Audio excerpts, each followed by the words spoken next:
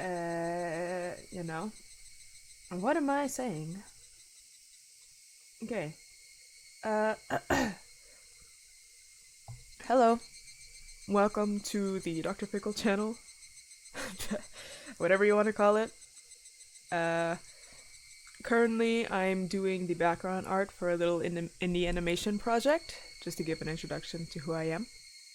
Um, and all the information to that is linked below in the description of the video, and also, I believe, like in the bio of my YouTube channel.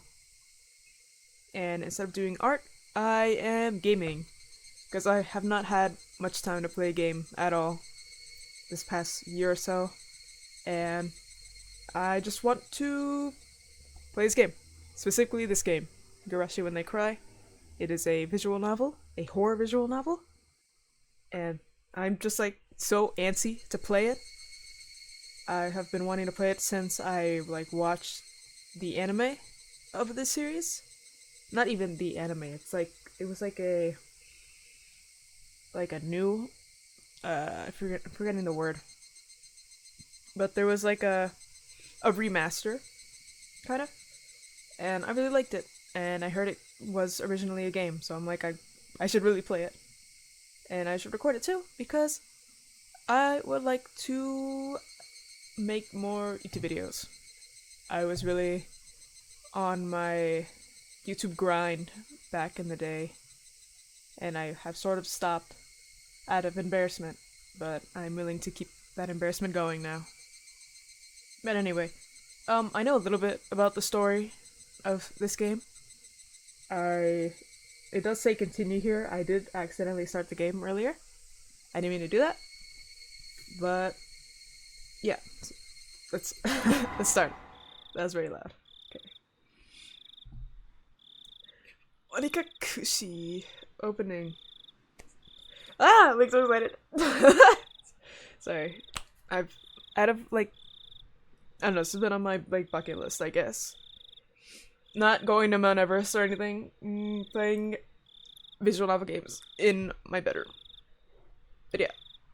So I am gonna be reading out loud, so it's not just pure silence. Anyway. Uh, Forgive the awkwardness. It's been a while since I've sat down and recorded a gaming video. Yeah. Anyway, welcome to the world of Higurashi When They Cry. Great. The Onikakushi arc will be the opening, inviting you into this world. Don't play tough, please. Just enjoy life in Hinamizawa to the fullest. The difficulty is extremely high, but I hope you will enjoy the reward. Also, those cicadas are loud, or grasshoppers. Anyway, start. Okay. I have a cup of tea with me. Please do not lament, I will forgive you even if the world does not forgive you. Please do not lament, I will forgive you even if you will not forgive the world. So please tell me, what will it take for you to forgive me? By Frederica Byrne-Castell. Depiction gave my... That's not English. This is a work of fiction. Any resemblance to actual persons or organizations is extremely coincidental. AD 1983. Ow. If I was going to be ripped apart anyways, having my body ripped apart would have been far better. I trusted her. No, I still trust her. Even in this very moment, I trust her. But I'm starting to realize I only wanted to trust her because I refused to accept the truth. It was as if I was trying to convince myself in such a silly, sobbing voice. And those tears. Okay. That mechanical, repetitious sound finally stilled, and everything fell silent. Only the cry of the cicadas remained, unknowingly loud. Oh God! And yet, I felt as if I could still hear her voice. But that's not possible. She's dead! She's no longer speaking. The only one crying is me. She never cried. Even when she repeated those words over and over, she never expressed any emotion because there were none to show. If she had no tears to shed for me, then I shouldn't need to shed any for her. Poem. It's poetic. Then why? This pain, my eyes getting moist. Why was this happening? I still wanted to believe I hadn't been split apart. That's enough, right? Inside me, an inner voice whispered gently. Hey, little Mama Louie whispered in her ear. My spirit had suffered enough. And countless times I wavered over whether I should just throw the battered thing away. Except, I've stubbornly refused to do that, haven't I? I'd feel better if I just threw it away. Even knowing that I chose to believe, didn't I? Only I could understand that painful struggle and appreciate it. Hey, me? Hi. I tried more than enough. I'll acknowledge that much. So, isn't it alright to just take the easy way out? Besides, I'm not throwing it away. I'm leaving it behind, with her dead body, like flowers by a grave. Above her dead body. Now then, calm your nerves. Even though you can't feel your right arm. Just lift it up. Okay. Okay, buddy. And with every swing, forget a little more. That kindness made me happy. That adorable smile brought me joy. I liked petting your head. I love how demure you were. Because this will be the last time. Because when I swing this down, I'll forget. This is my first and last bouquet for you.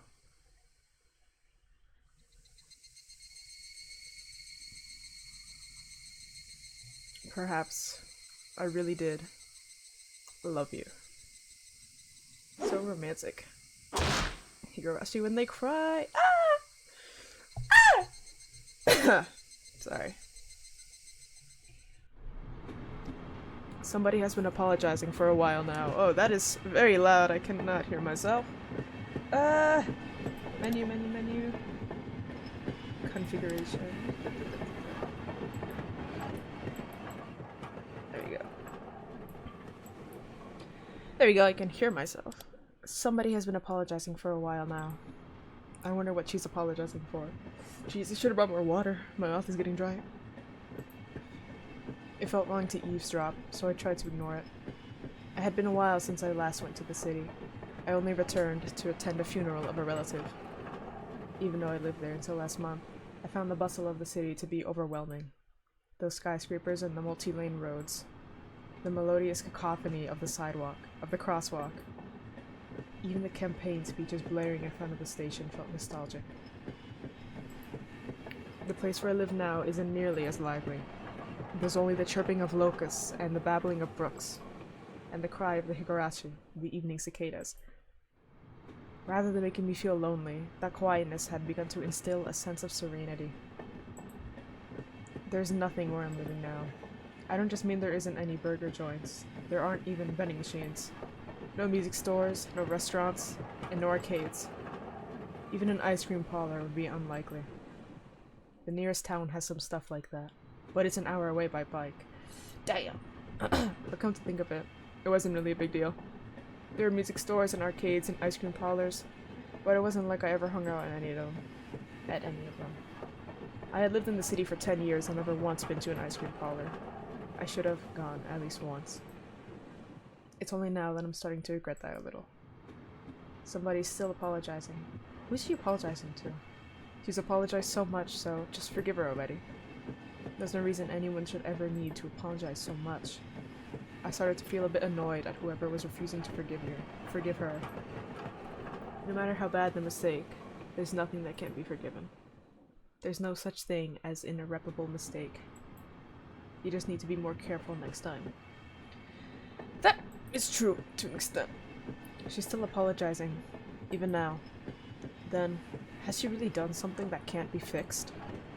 I have no idea what she's done, but if it can't be fixed, then that's all the more reason to forgive her. No matter how much she apologizes, nothing will change. But even so, she keeps apologizing in such a heartbreaking voice. Hey, you! The one she's apologizing to. Why don't you just go again and forgive her? Whoa. Why don't you just go ahead and forgive her? She's apologizing in such a pathetic voice. Keiichi, I'm almost there. Wake up. I was finally roused from my nap by my father's prodding. Let's see. Okay, cold open, yeah! I love the backgrounds too. Sorry. It seemed the train had reached its final stop. We'd spent hours riding everything from the bullet train to the local routes. It was hard to believe that the landscape beyond the window in the city I was in half a day ago were in the same country. No, that they were even from the same era. From there, we take a car deeper into the mountains. 50. So pretty. I love like the style of these backgrounds. Ooh, bugs. Passed through the dense forest encroaching on the mountaintop suddenly opened up. Such a pretty village. There, where I live now, Hinamizawa. Higurashi when they cry. When they cry.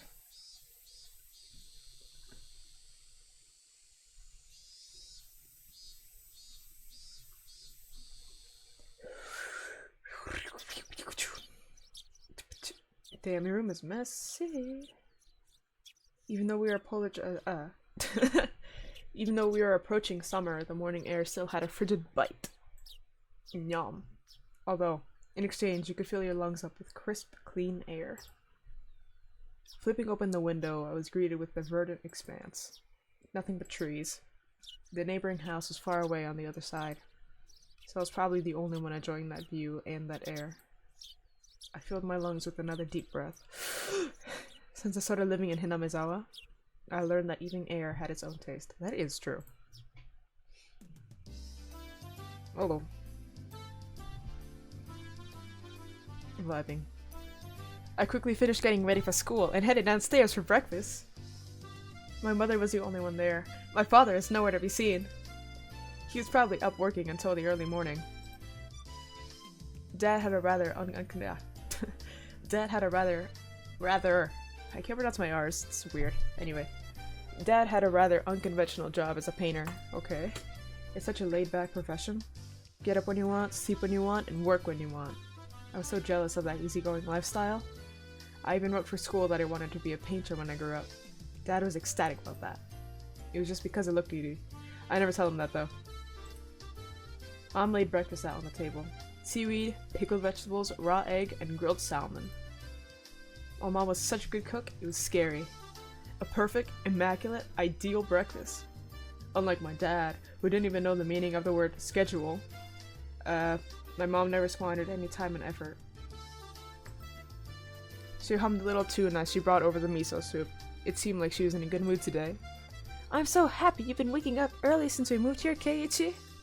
Keiichi? If I don't wake up early, I won't have time to eat breakfast. I thought I was being cute, responding with a wisecrack after being praised for being good. Full bowl of rice? Or will half be enough? Pile it on. First, I savored the steaming hot rice with the seaweed. After that, I covered it with the egg. Between bites of rice, I enjoyed the crunch of the pickles. Pickles. Not bad at all. Excellent, as usual. Watching me clean my plate, Mom gave me a warm smile. I'm so happy you haven't skipped breakfast ever since we moved here, Keiichi. I was not a morning person when we lived in the city. I stopped right until the last minute before school and rarely ate breakfast. Boycotting the breakfast Mom made me on each morning. That was probably the only way I could protest being forced to attend cram school. I guess that's what you would call my rebellious phase. I wouldn't so much as look at the breakfast she woke up nearly every day to make. If I could go back in time, I'd slap myself.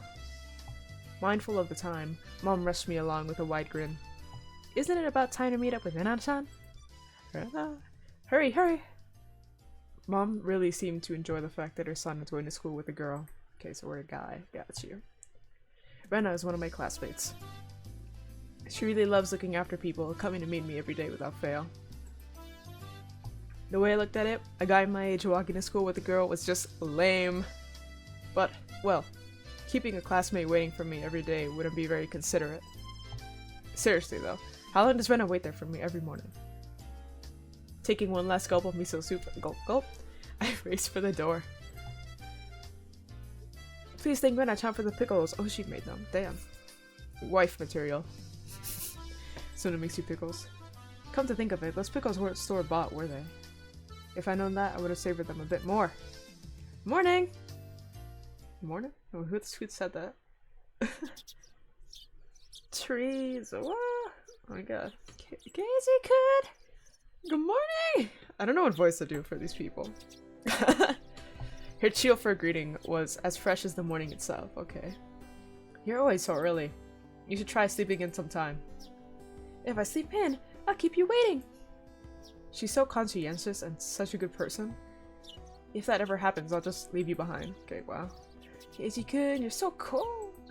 I wait for you all the time. I'll leave you in the dust. Without looking back. Why are you so mean? Why? What kind of voice is that? Rena had a slightly troubled look on her face. Toying with her was rather fun because of how quickly her mood changed. I'm kidding. I'd wait for you. With those words, Rena seemed to relax. Her face flushed bright red. Ah, thank you. I'd wait forever till you came, Rena. What am I reading? No matter how long. Forever? I'm turning bright red. Oh my god. Rena turned bright red, steam rising from her head as her brain short-circuited. She's especially weak to this sort of talk. It's quite rare to find someone this fun to tease.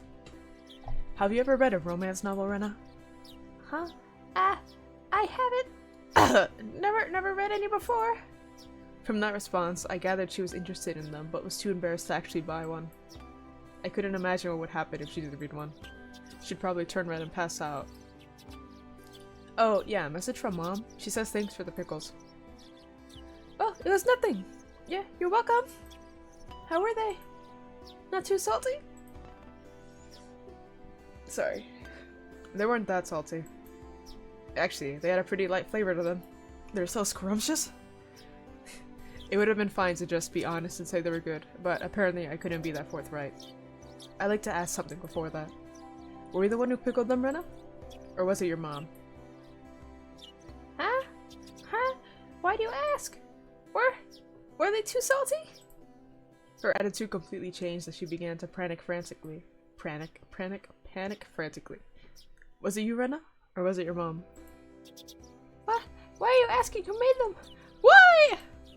Depending on who made them, my opinion of them might change drastically. Huh? Huh? She counted frantically on her fingers, trying to remember the salt she used to pickle them. It wasn't like I was trying to tease her, but I couldn't stop myself. Guys who take pleasure in this kind of thing are probably the worst. Guys like me. Rena nervously opened and closed her mouth over and over, trying to muster a response. Hop, hop, hop, hop, hop, hop. It was me. Delicious. Huh? Pretty good, just like the last ones. They went perfectly with the rice. Her face went bright red again. She was completely spacing out. It truly was a lot of fun to tease her. I pray that Rena never gets taken advantage of by some lowlife like you. Keep at it, Rena. I'll train you till you handle it like the average person. Or so I decided for myself. Let's go. If you keep me on waiting, we'll never hear the end of it. Seeing as she just keeps spacing out otherwise, I called Rena back to reality so we can make our way to school. This strange, easily flustered girl is Rena Yugu. I've only known her for about a month, but I've come to realize it's not just her name that's strange. Damn, okay. Making fun of people's names now. Meeted! Good morning! Coming up to the next rendezvous point, we saw another person waiting for us. Noticing us, she waved. Ah, finally, you two are late. Usually, you're the one who's late. In sharp contrast to the diligent Rena, this one marched to the beat of her own drum. She's Miya Tonozaki. For what it's worth, she's our senior and head of the class. Morning, Rena. And it's been a while, Kit-chan. How many years? I was only off 2 days. Ahaha! You don't say. You're so much cuter back then. Mion's gaze started at my chest, then dropped straight down, focusing on the point between my legs. So she was saying it was my crotch that was cuter back then. Before you ask, just to be clear, I never actually tried to show it to her, okay? I've grown quite splendidly. You'd be surprised. Not only is he bigger, but he has a little mustache now. Being so engorged with energy who's talking? with energy every morning is quite a problem, though. I'll introduce you next time, so be sure to greet him properly. Don't say next time. Right now it's just fine. How about letting the little guy get a breath of fresh morning air? I don't think I've ever heard talk so dirty you could smell it fouling up the morning air before. Mion sure does act like an old man sometimes. Gotcha. Time for the big reveal. Hope you don't regret it. Oh, what the hell? As my hand reached for my fly, Rena began to ramble in a near panic. Hey! What are you talking about? What are you talking about? What are you talking about? Red-faced and flustered, Rena tried to play dumb, but it was obvious she knew exactly what we were talking about. How was it? Seeing the city again. Mion switched gears, dropping the dirty talk and changing the topic to something more befitting the pleasant morning. I only went for a funeral. I didn't have much time. So yeah, did you look for it? The thing I asked for? You're not listening at all. I just came back from a funeral. I didn't have any time to look around in toy stores. Toy stores and hobby shops are completely different, you know? It's really difficult to get Western stuff around here after all. Is this about games again, me-chan? Mia nodded proudly as Rena giggled. Yep, I want to catch on to bring me back a Westport catalog, see? Westport was short for Western Imported Games. Using that abbreviation to make it sound pretty geeky. You can just get them to send you one in the mail, can't you? Well, I guess I have to now. I'm going to get another game. I'm going to get another game full of hot action. This time I like a game that's easy to understand. Mion is a board and a card game enthusiast, and I hear she's collected quite a lot of different ones. According to Rena, Mion's room has kind of become a museum for domestic and foreign games. If there's a game you think I understand, let me play too. Heh, of course! If Ketchan is up for it, I should warn you though, we're pretty tough. Just what I want. I play all sorts of games, don't intend to lose. Whoa! Now we'll let you lead the group this time, I guess. Bristling with joy from head to toe, Rena looked back and forth between me and Mion. Mion gave an affirmative wink, and her expression perked up even further. I thought boys prefer playing outside more, so I figured you wouldn't want to. Oh, wrong person. Rena laughed happily. From such a friendly conversation, you wouldn't think I'd moved here less than a month ago. I understood that they did all they could to make a transfer student like me feel at home. I'll have to try harder to fit in, so they won't feel like they have to try and make me feel welcome. I felt like if I acted a bit more open than I usually am, it should probably be right for this place. I need to lower this music, man. It's to me, it's really loud. I don't know if the actual recording is super loud. I feel like I'm yelling right now. Okay, I love the music, oh my gosh. So nice. Right. Hinamizawa has a really small village. Not only was there only one school, but there was only one class. That class encompasses all different grades and ages. There were about 30 students at different levels, and they all study in the same class. I told that long ago. There used to be a bigger school building, and they had actual separate classes. However, it seems like something happened, wait, cough cough, that made it become a single class, and now it stayed that way out of tradition. I was shocked at first, but humans adapt pretty quickly. I had already gotten quite used to it. The sound of children playing started right from the morning. With such a lively mood, it felt more like a kindergarten than a proper school, not that that was a bad thing. Mion, who had been walking in front of us up until then, suddenly let me take the lead, right in front of the classroom door. So I was meant to slide the door open and enter the room first.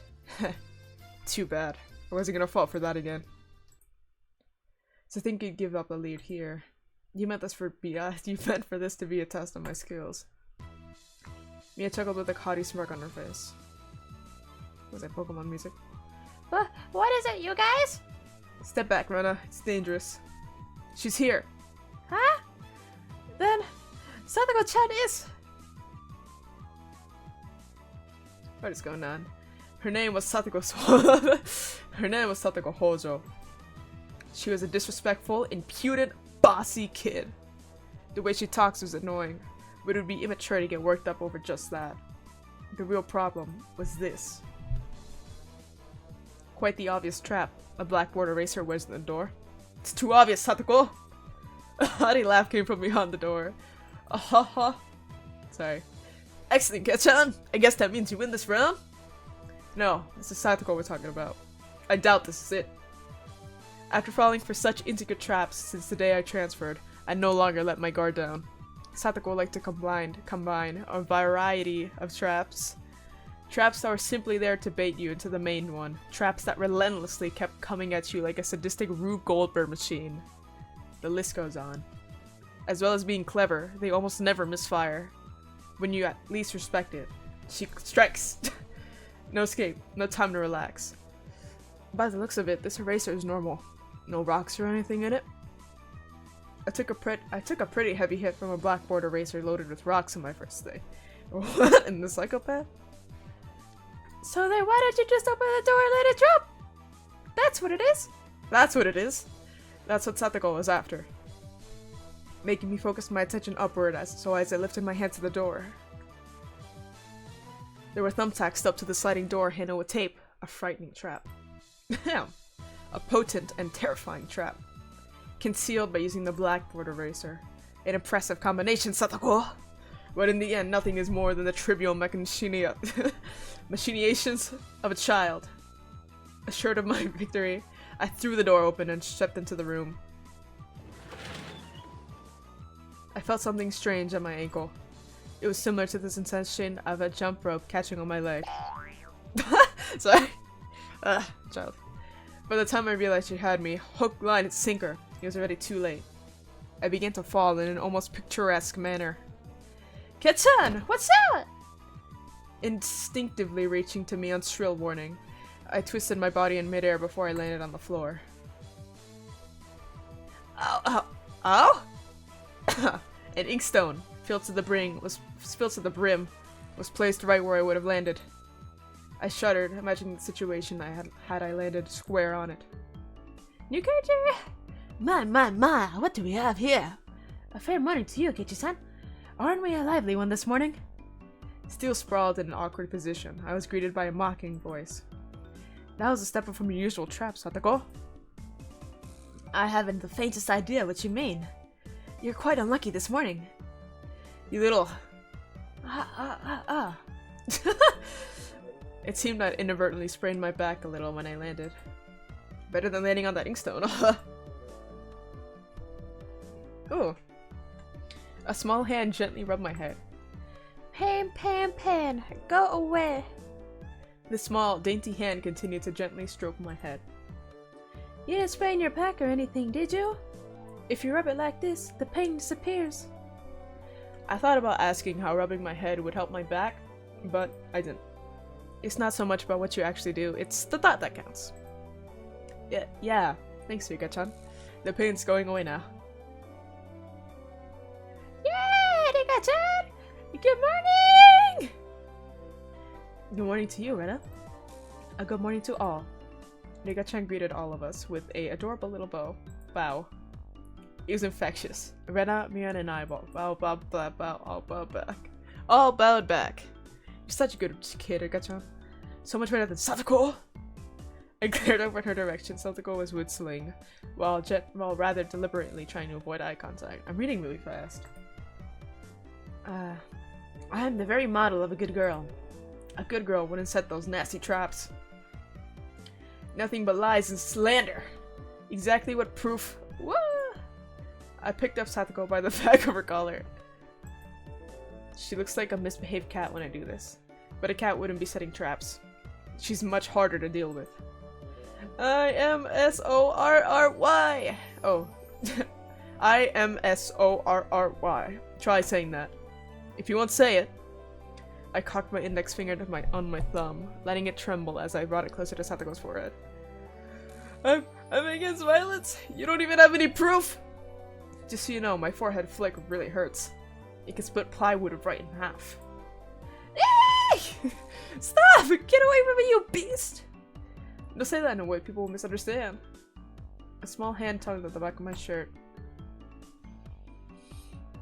She's been lonely since you were gone for 2 days. Mika-chan really is just so. How could I do anything more after being told that? I gently released my grip on Satoko, who at this point was on the verge of tears. She still had her eyes clamped shut as she braced herself for the forehead flick. It doesn't bother me! You mustn't cry, Satoko. Keep on fighting. Yeah. Rika gently petted the head of her prankster friend. You'd never guess those two are the same age. I think Satoko could learn a thing or a million from Yuka-chan. Next time, set an even more amazing trap. Wait a minute. As she observed the scene, Rena's expression grew ecstatic as she began to swoon. Ha! Satoko-chan is crying! So cute! You can't take them home. But they're so cute! You can't, no matter how cute they are. But just for a bit, it's fine. It's fine. Rena kept a cute deep breath. Rena kept a cutesy face even as outrageous ideas spewed from her mouth. According to Mion, Rena is ridiculously weak to cute things and always tries to take them home. Can kidnapper? Object or person? Stealing is bad, but abducting people, abducting too. But abducting people is even worse. Give it up. Then I can just look. Just looking. That should be fine, right? Right? Rena swooned over Satoko's crying form. If a girl ever goes missing in Hinamizawa, I'll be forced to turn Rena into the authorities. Forgive me, Rena. I'll be sure to bring you care packages when they put you away. The teacher's coming! Quickly, clean everything up! Satoko, that ink stone is yours, right? Just from Mion's single statement, the entire mood of the room shifted back to normal. The inkstone was bad, but the thumbtack stuck to the door handle, or an even bigger problem. I pulled the tape off carefully, making sure not to skewer myself. Even though Satoko was the one who set it up, everyone had to pick up after her. By the time the teachers entered the room, the bedlam from before had been neatly tidied up. We made it in time! Rise! Attention! Mion gave out the morning commands. My mouth is dry. It's difficult being the teacher for all these different grades in one classroom. She has to teach something different to each one. But naturally, she ends up spending all their time with the younger kids. Rena and Mion, being the highest grade in the class, end up mostly doing self-study. They even end up helping teach the younger kids, so it seems they can never get to their own studies. They're actually way behind where my studies have progressed to. As a result, I'm pretty much taking over for the teacher and helping Rena and Mion with their studies. You're a pretty good teacher, Keiichi-kun. Easy to understand. Rena took a breather after finishing highlighting an important section. Teaching is making me lose confidence. It really makes me aware of how shallow my understanding of the subject is. They say that to teach someone something, you need to understand it backwards and forwards. While you're teaching us, you're getting in your own practice. In contrast, this person over here is quite laissez-faire about things. For once, isn't she supposed to be in a higher grade than me? Look, Mion, this is for your own good. If you don't take this seriously, there'll be trouble later on. With these marks. It's not like I'm aiming to go in a prestigious school. I'll be fine as long as I pick up what I need to know for the entrance exams a little at a time. Her staunch defiance was really something else. This was a different type of relaxed than somebody who already knew what was going to be on the entrance exams. Mii-chan, Keiichi-kun is doing his best to teach us. We need to try hard too. You're such a good and honest kid, Rena. I'll make sure you guys get accepted into a good school. What? What? That takes so much! Especially you, Rena. Private lessons, just the two of us. Private lessons? A puff of smoke shaped like a not the sound effect. A puff of smoke shaped like a halo popped out of Rena's head. Exactly what kind of private lesson is she fantasizing about that's making her turn so red? I'd like to hear the play-by-play about that next time. While Mion was flipping through her vocabulary flashcards, she threw out a casual question. So, in the city, do you have to study this much? If you don't know at least this much, you can't get into university.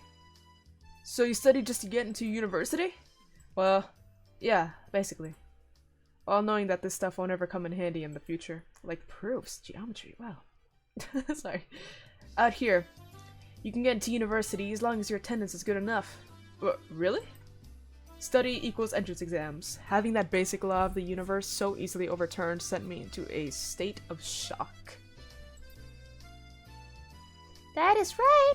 There aren't enough people around here to warrant waiting them out with an exam. If anyone can get to university, then there's no need to be all tight about all this stuff, right? Well, that's true, but you should at least know stuff that's common knowledge. This old geezer thinks that, instead of wasting time studying pointlessly, you should be spending your precious teen years doing something more meaningful. It was too profound of a statement to simply laugh off, but since it was Mion, it probably didn't actually have that deep of a meaning.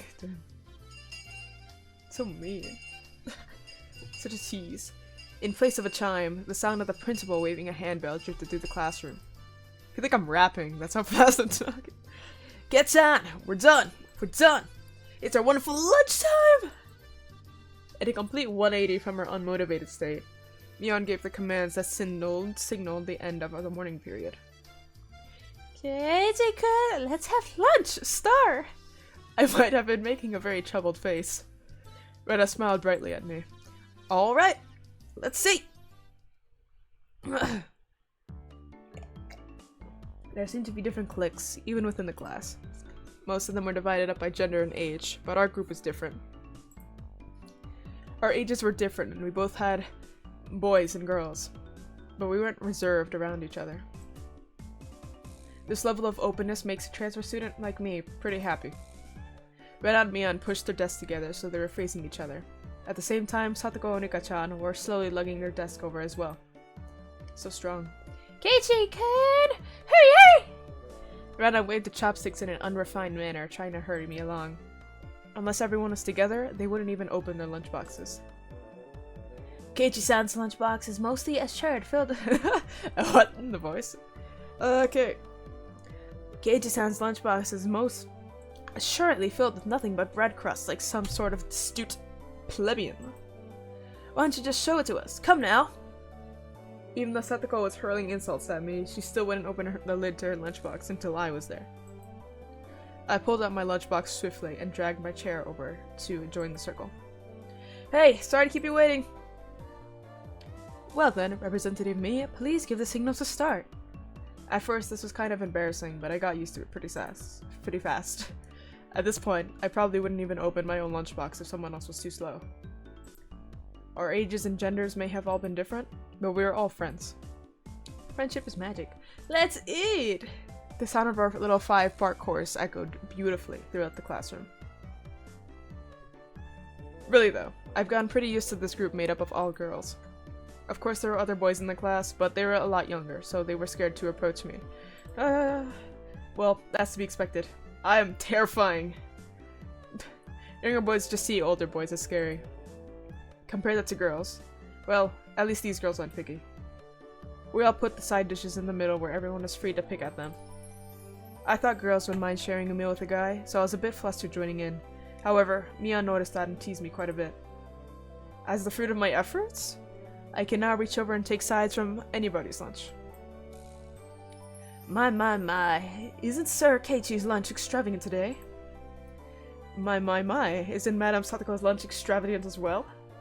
That suit stuff has a nice look to it, rather trendy. Buying into the fight that Satoko was staring our chopsticks. What?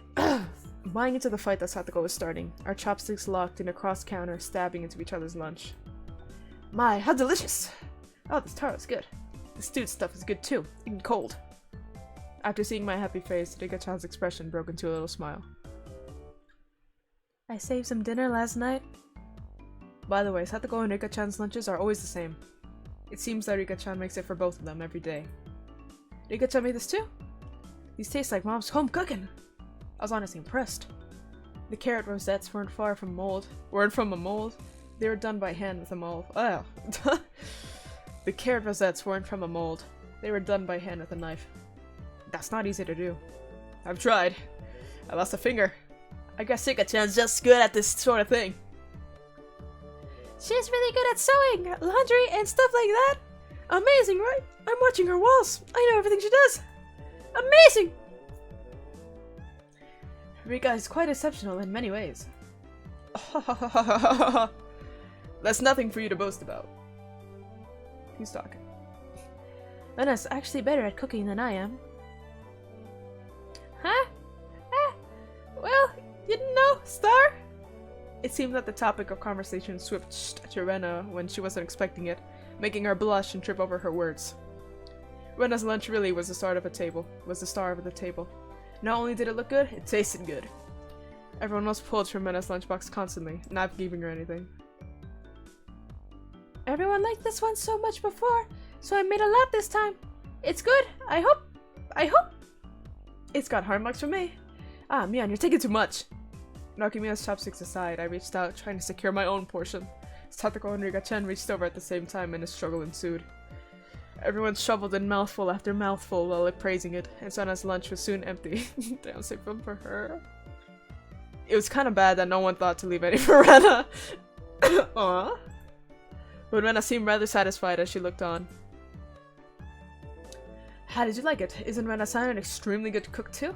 Quite different from Keiichi-san. I said that's nothing for you to boast about. You're not so much different from Keiichi-chan, Satoko. Can you tell the difference between broccoli and cauliflower yet? Satoko's face went pale. Hey, even I can tell the difference between broccoli and cauliflower, you know? Of course I can. I really can. It's really hard for her to lie. Yes, you can. Both taste good when they're boiled on top with mayo, right? You shouldn't be picking on her. Me-chan too. Rena hurriedly tried to follow up, but Mian laughed haughtily as he drew closer to Satoko. Well, let's just pretend it's a little home ec lesson. Now then, Satoko, what's this? Mian lifted up her chopsticks. Between them was a piece of green stuff wrapped in bacon. But that's asparagus. Mian made eye contact with me, and within 0.3 seconds, I had Rika-chan's mouth covered. Holding a piece of bacon-wrapped asparagus and giving her two choices. She's pretty terrible. Well, the yellow one is cauliflower. No, wait. The green one is cauliflower. So it's, huh? Probably the yellow one is cauliflower and the blue one is cauliflower. But the green one is, Do you really know which is which? How about you just give up? I'd expect no less from the class. Tongue twisters, man. I'd expect no less from the class representative. The oldest. The way she drives people into a corner just shows how much experience she has. Does she kill people? I don't know. This is just a hunch, but being brought into the Sonozaki household must be quite the ordeal. I do know! I really do! Then answer the question! I know! She finally broke down and started crying. When she acts like this, she actually starts to seem her age.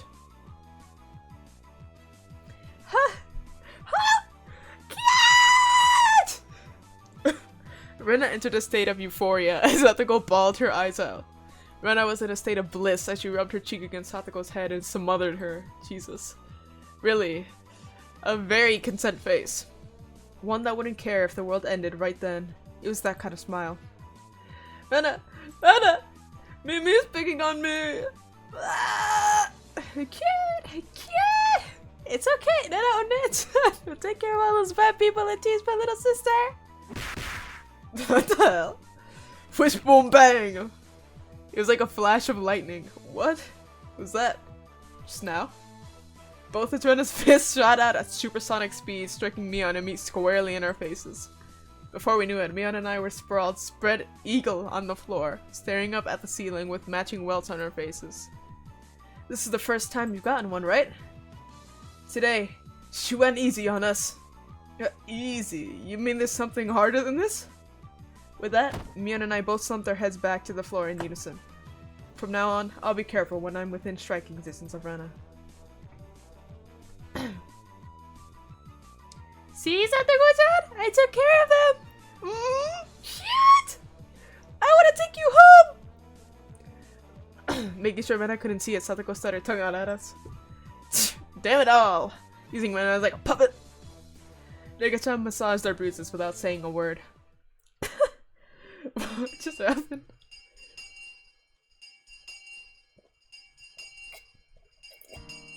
No matter what the day had held, the last school bell always came too soon. Our shadows stretched off into the distance. Hey, Keiji-kun! Tomorrow, do you have plans or anything? Huh? It was such a direct question from Rena, I inadvertently blushed. If it was for a date, then wouldn't you do it more subtly? Rena saw me lost for words and realized that I misunderstood, and turned red as well. No, I didn't mean it like that. You see? So apparently that wasn't what she meant. But since it's always fun when Rena's in a panic, I just went along with it. A little. Oh, really? So, it wasn't meant that way. Huh? Playing it up, I slumped my shoulders, feigning dejection. Keiji-kun? Why are you so disappointed? Why?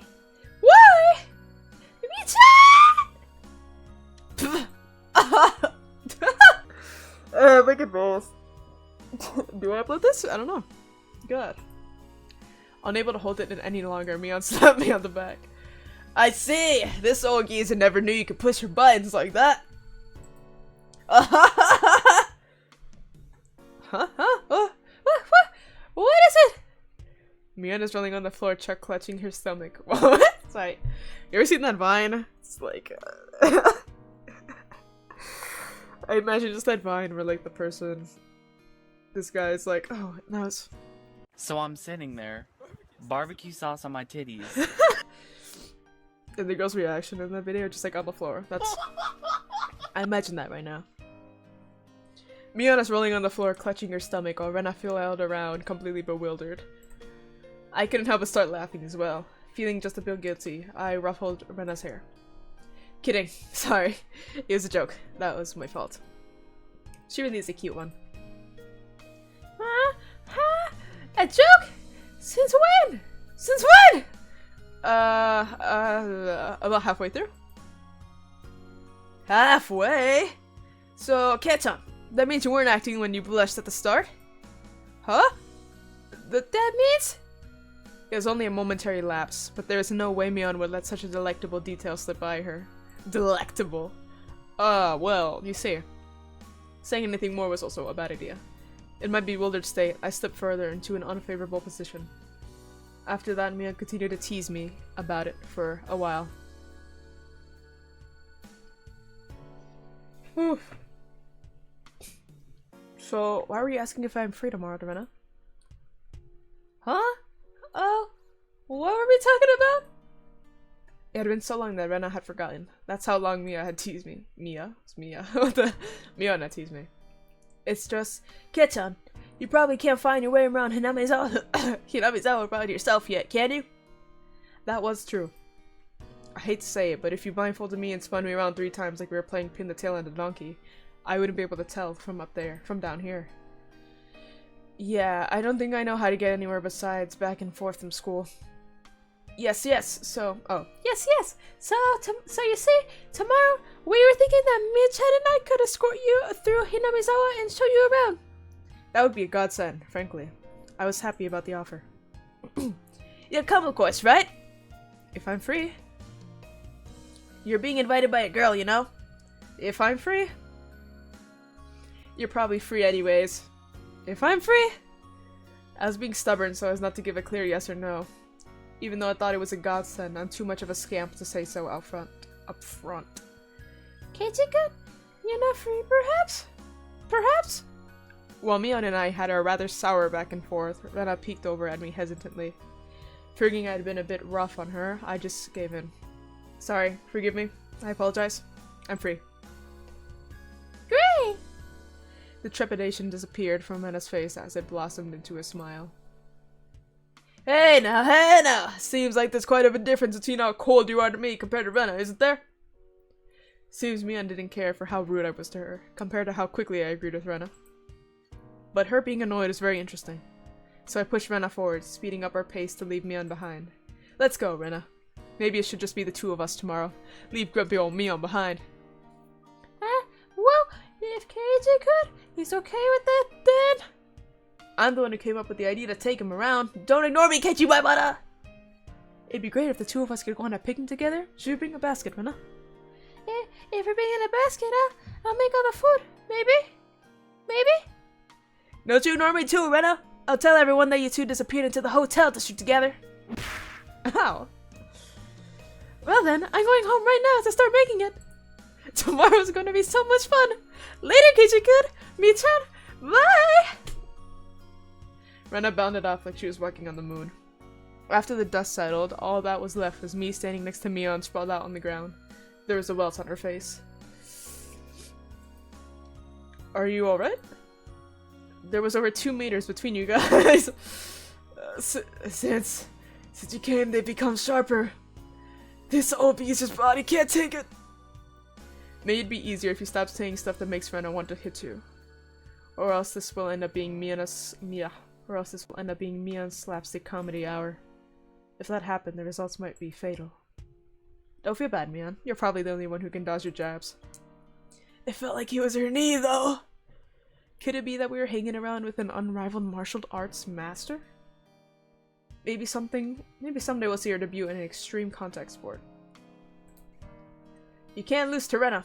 You need to train up and have a rematch. Okay. Kei-chan, you should. This old geezer will root for you. Mion and I reaffirmed our determination to discover a way to counter Rena's infallible technique. Look at those mountains.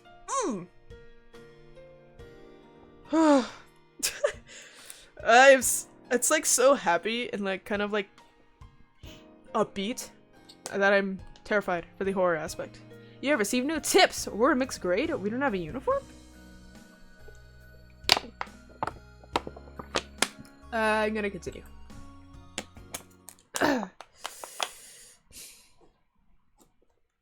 White screen. I took it a little too easy on the morning of my day off. I was totally late. Today was the day Rena and Mion were going to show me around Hinamizawa. New outfits! Ah! Love Rena's outfit. Okay. Rena and Mion were already waiting at the meeting place. Kei-chan, you're late! Sorry. The show I was watching last night was really interesting. Blame that. RuPaul's Drag Race. Oh, so that's your excuse for being late and keeping 2 girls waiting? Mia-chan, you just got here yourself? Last night's episode of A Day in the Life was interesting, wasn't it? She was just as guilty as me. Rena was carrying a pretty heavy looking handbag. What is that? Mion answered my unspoken question with a wink. Wink? That's right! Rena really did make a picnic. Kei-chan, after you left, Rena pulled out all the stops. It's not like I forced her to do it. It was nothing, so don't worry about it, okay? Star? She's been like this since last night, you know? Can you take responsibility for this? Alright, Akimikane. I am a man after all. I'll take responsibility. Huh? Responsibility? For what? For what? As we both turned around slowly to look at Rena, our gaze drifted downwards to the massive handbag she was carrying. It didn't seem logically feasible that it would be filled entirely with lunchboxes. Except this was Rena we're talking about here. About 2 kilos, I guess? When Nona was picking it up, I could see she was struggling a bit. I say 5. You're exaggerating! Keiichi-kun is a boy after all. I thought he could probably eat a lot, so I made a lot. Okay? Star? Let's get going! Heave-ho! Just from the way she was lifting it up, I couldn't believe the only things in there were just lunchboxes. Correction, I say 5 kilos too. I'll help out, but all of it needs to be eaten. I won't forgive you if you make Rena sad, got it? The only thing I could do at that moment was exercise a bit to make myself hungrier. Birds. Pew pew pew pew. Having finished with the pleasantries, we began our leisurely stroll. A carefree walk, bathed in the gentle morning sunlight. I couldn't have even imagined something so wholesome existed during my time in the city. These were the boonies, after all. No slovenly desk jockeys drudging to work on the weekends out here. It really was a nice place, peaceful and quiet. As sparsely populated as the village was, you could still run into people just walking around. Ah, good day. Good day. Oh, you'd be Maibara-kun, I believe? My 2 companions exchanged greetings with everybody we ran across. All of these passerbys even knew my name. When did I become this famous? We passed 3 people, and when all 3 of them knew me, I started to feel a bit paranoid. Aha! It's a bit sad to say. Everyone knows everyone here since there's only a few people here in Hinamizawa. So that means when an unfamiliar face walks by, they automatically assume that it's my Maibara fella and you just move here? Yeah, that's how it works out. It was a process of elimination you could only pull off in a place like this, but it was quite effective. From now on, I better make sure to maintain a good reputation. Today I'm discovered accidentally gawking at a dirty magazine in the bookstore. I can expect all the villagers labeling me as a leech by the next day. As a lech? Hinamizawa is not to be trifled with. Foreshadowing? I don't know, I feel like when it's like a dark background it kind of scares me. It's like... Sorry. Why'd I go for a drink when I'm talking? Anyway. This dark background kind of scares me. Anyway. Hinamizawa is not to be trifled with. Let's see about that! That's not the end of this nightmare. Whoa. Of course I know them. The first person we met was old man Takazo. Takazo from the Glycano bike shop. His hobbies are bonsai and playing the flute. Next we meet the grocer's second son, Daisuke-kun. His hobby is sharpshooting and he hopes to be an ace sniper in the future. And the person we just met was Mia-san, the nurse from the clinic. Her hobbies are bird watching and photography. Should I be writing this down? You know the names of everyone we pass by. And even the profiles? I can't even remember what I ate for breakfast. Seeing my surprise, Rena and Mion exchanged looks and burst into laughter. Well, yeah, we're not like the city where people hardly know their neighbors. Then let's try it out. You there, who am I? Ahaha, you're Keiichi Maibara. You say some mean things, but you're actually a kind, shy person. It's been 3 weeks since you transferred here. Your hobby is taking afternoon naps. Lately, you switched over to wearing boxers, didn't you? That's enough, that's enough. Oh, the hell? Boxers? Enough of that! Apparently there's absolutely nothing you can keep hidden here. Hinamizawa was not a place to be trifled with. Shouldn't you be concerned that she knows, like, she watches you when you change? I'm gonna have to call the feds on this one. On this one. I love tea. This feels more like you guys are showing me off rather than showing me around. That's right. We're parading around like this after all. Don't you all think so too? That Kei-chan is fitting right in here in Hinamizawa. The population in Hinamizawa is shrinking, so the villagers welcome anybody who's new here. I thought about brushing it off with something to the effect of, "You're kidding me," but I held back. Had I ever greeted someone who just moved into the city like this before? Thinking about that made me believe what they said wasn't a joke at all. We passed that other person. Of course, we were called out to again the same way. Oh my, good day. It's wonderful seeing you getting along. This lady here is Fujishima-san. Fujishima-san. Good day. Oh my Barikun, how wonderful for you having a lovely girl on each arm. How are you? Getting used to life here? Instead of regurgitating a prepared response like I would have in the city, I responded with an emphatic nod. The old woman chuckled, voicing her appreciation of how energetic I was. Good. As I looked back over to Rena and Mion, they gave me a wink. Wink, wink. So, now then, Star. About time to have lunch, maybe? Maybe? I don't know, maybe? Rena's brilliant smile signaled the approach of an event that both Mion and I were trying to forget. We both looked at each other. I'm a man, I'll do what I can. But it's just too much. It's fine, Ketchan. Leave it to this old man. Mion has never seemed as reliable as she does right now. I'd expect no less from the class representative. Rena, if we're gonna eat, we might as well go somewhere with a good view. Yes! Good idea, I agree. Rena nodded her head happily in response to Mion's proposal.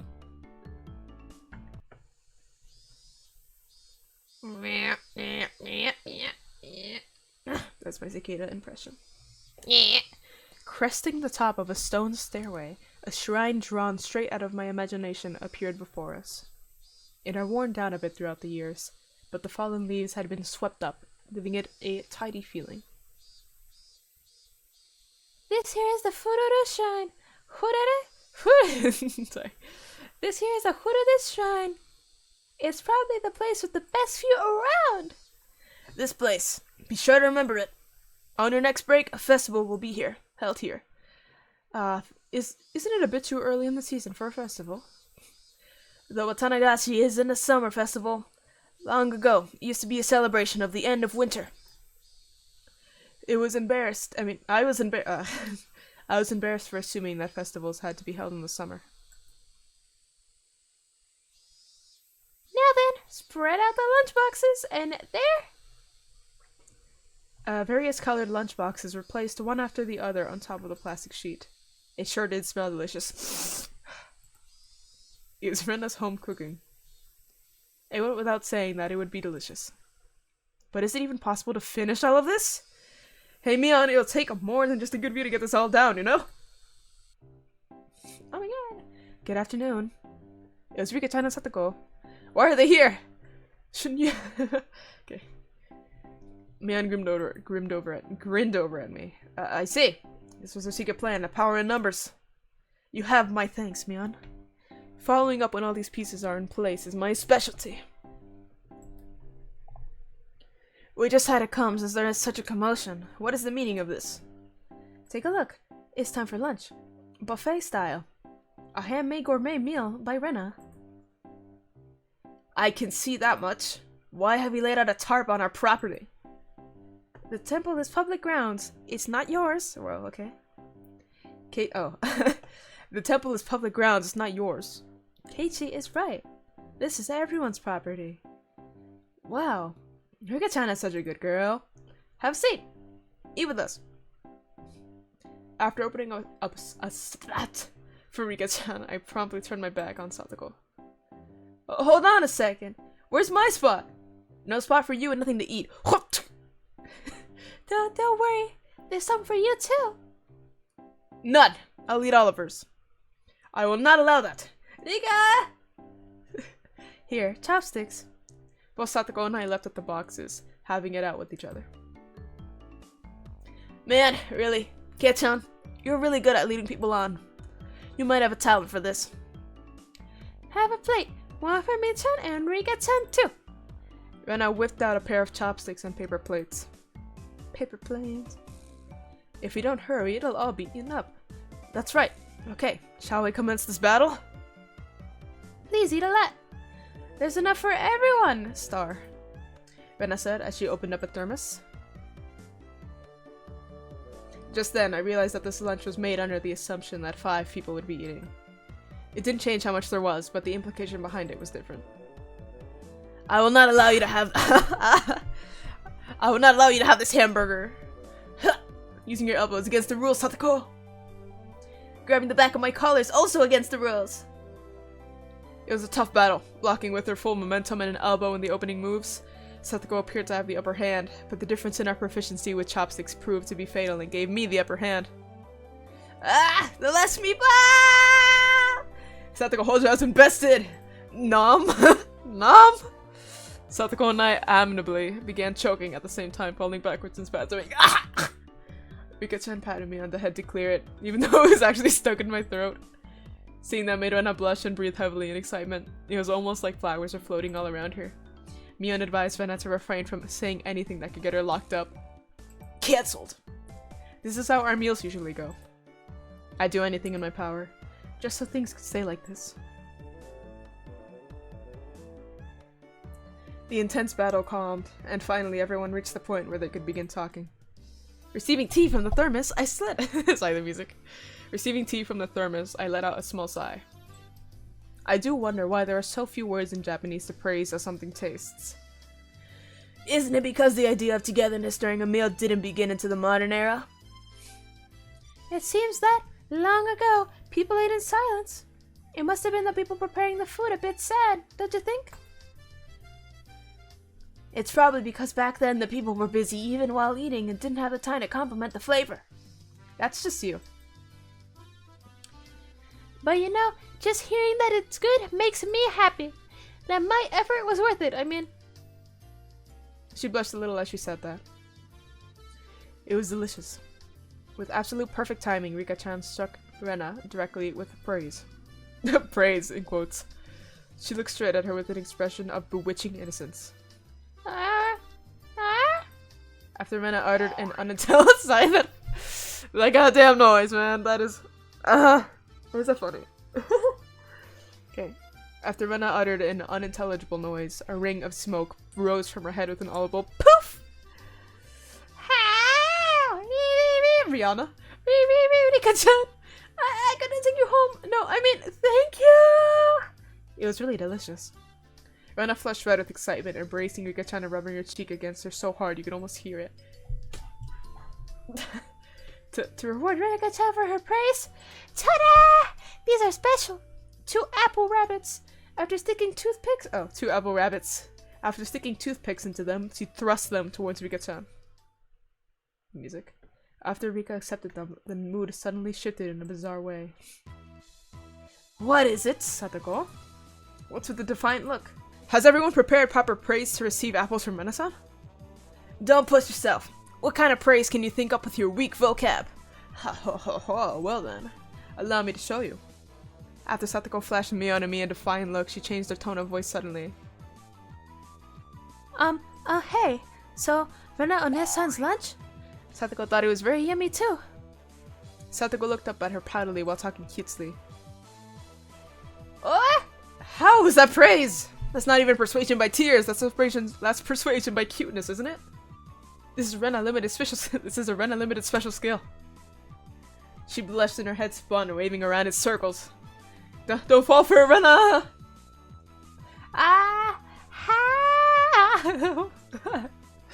Of course, that was asking for the impossible.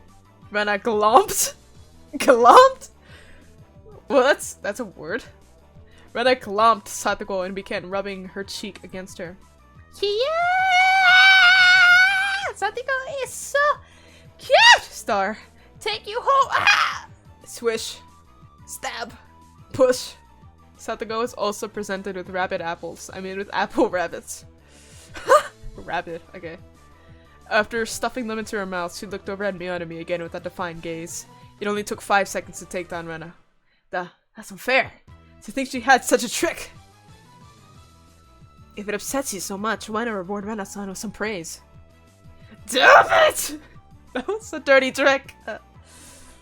First of all, that wasn't even praise. Satoko, you think you won with that, don't you? How about I show you guys something much better than your superficial gimmicks? That sounds great, Mion. What kind of trick is that? Is it? Get-chan is gonna be the one who does it. What? What? Why don't I have you show me then? The writhing of an old maid.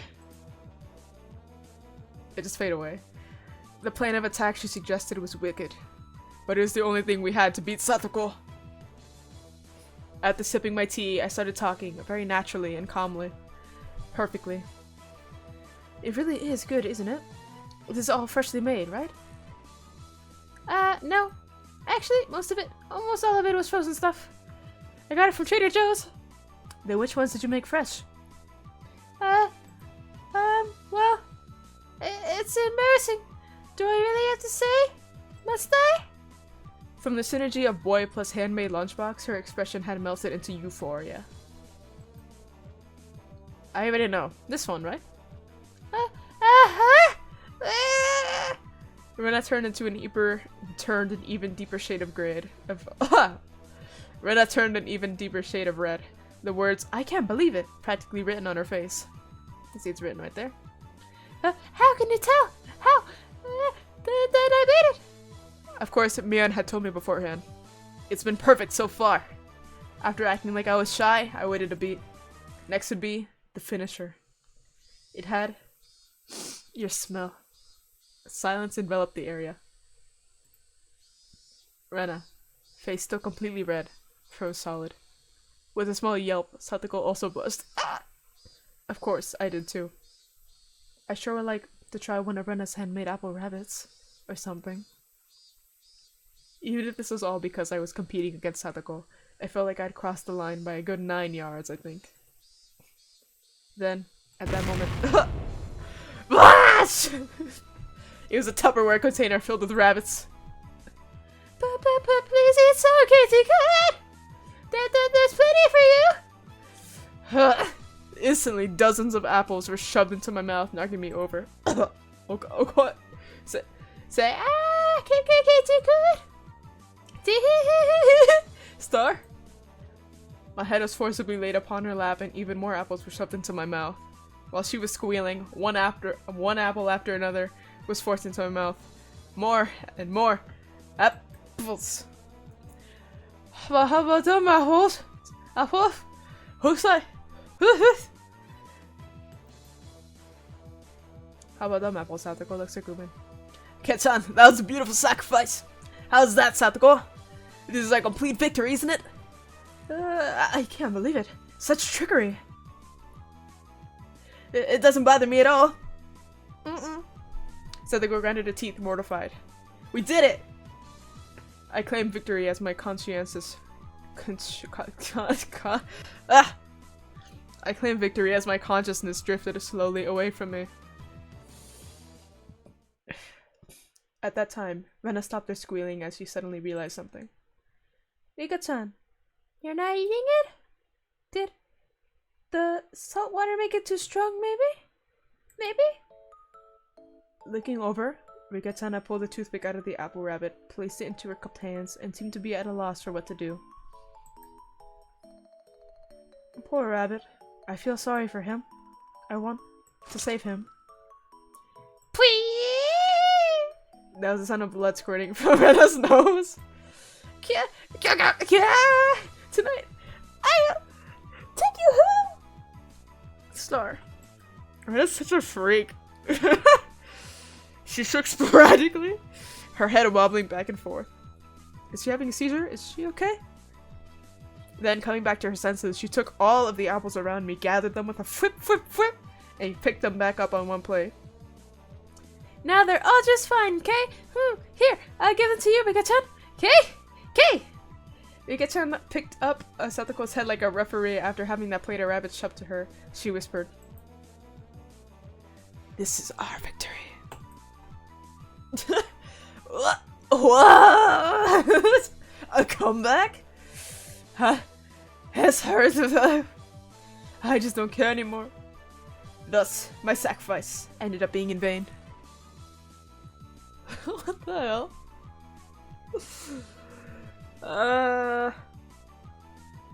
Gosh, my neighbors probably think I'm so weird.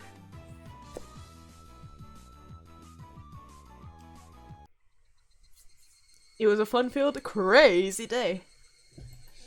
But as soon as the sun began to set, the end of the day really did come quickly. Later, Ren-chan. See you tomorrow. Thanks for today, Mion. I had a great time. See you tomorrow. Satoko and Rika-chan went home as well. We parted ways with Mion, and it ended with just Rena and myself enjoying the evening air on our way home. Thanks for coming today, Keiji-kun. Was it fun? Yeah, lots of fun. Almost feels like a waste to go home now. Well then, would you mind taking a little detour, maybe? Maybe? A detour? Isn't it far? It's a bit of a walk, but it won't take long. Since we had been walking around all day, I must have seemed a bit tired. Not feeling like teasing Rena, I quietly nodded. Water. Water. Look at that bridge, goddamn. I love these backgrounds. I love this style. I wonder how you get that. Hold on, also... I don't know, I feel like... Okay. Traversing a small path and up a small hill, the land suddenly stretched out before us. There, what looked like the remains of a dilapidated construction site came into view.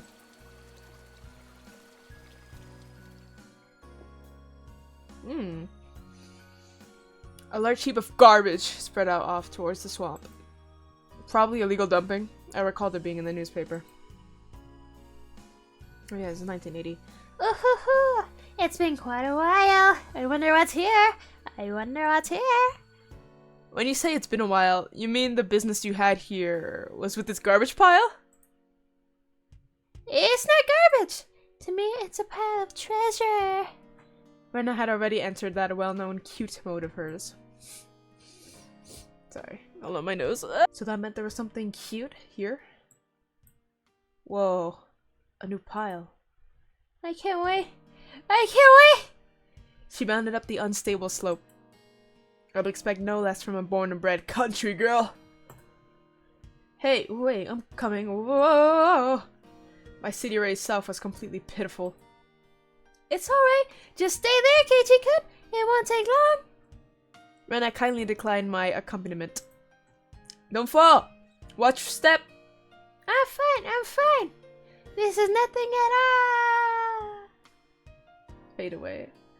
Literally bounding up the heap of trash, Rena disappeared over the other side. I didn't like being left behind, but I was pretty tired from the whole day, so I just ended up waiting. Without the lively Rena around, the surrounding area quickly fell into silence. The cry of the Higurashi gently cooled the air. Fairly exhausted, I began to feel a little sleepy. I'm gonna sleep in the trash!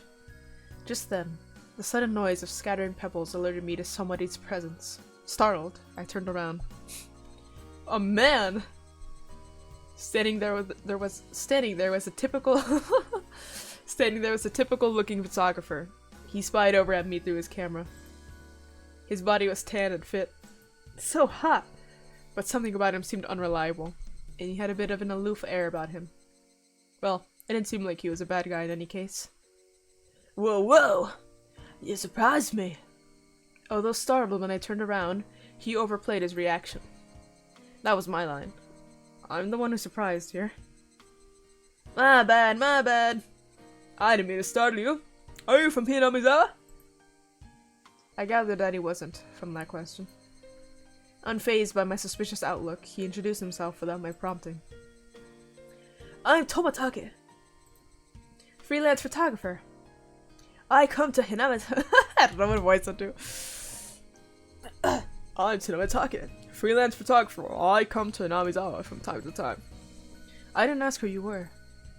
Quite rude to photograph someone without consent, one would think. My bad. I mainly photograph wild birds. They can't refuse, you see. So what, you're saying I'm the same as the birds? No, well, you see, that image of a young man in the twilight was just picturesque. And I apologize for trying to take your picture without asking. Adults are pretty slick. All that annoyance I felt for being startled just flew away as he buttered me up. Okay? I had no intention of hanging around this guy, trying to get cozy with me. Except it didn't seem like Rena would be back soon. But this older guy, Tomatake-san, he didn't mind my cautious responses and continued rambling on by himself. Keiji-kun! good. Sorry to keep you waiting. I'm finished now. Rena popped her head out from one of the lower piles of garbage and waved her hand. You have someone with you? Oh. You have someone with you? What would she be doing over there? That's what I wanted to know. No. Maybe she's checking on that dismembered, don't know. Maybe she's checking on that dismembered corpse that was out here long ago. Noted. Tomitake-san looked shaken up by that for a moment. Uh-oh. Oh, wait, I said that. Okay. Uh-oh. I just sounded like I would have if I were talking to Vanna and the others. The music got quiet. It was quite a disturbing incident. They still haven't found one of the arms. Can't take her. Sorry to keep you. You're waiting a while, I guess. I best leave you two lovebirds alone. Again, my apologies for startling you, Keiichi-kun.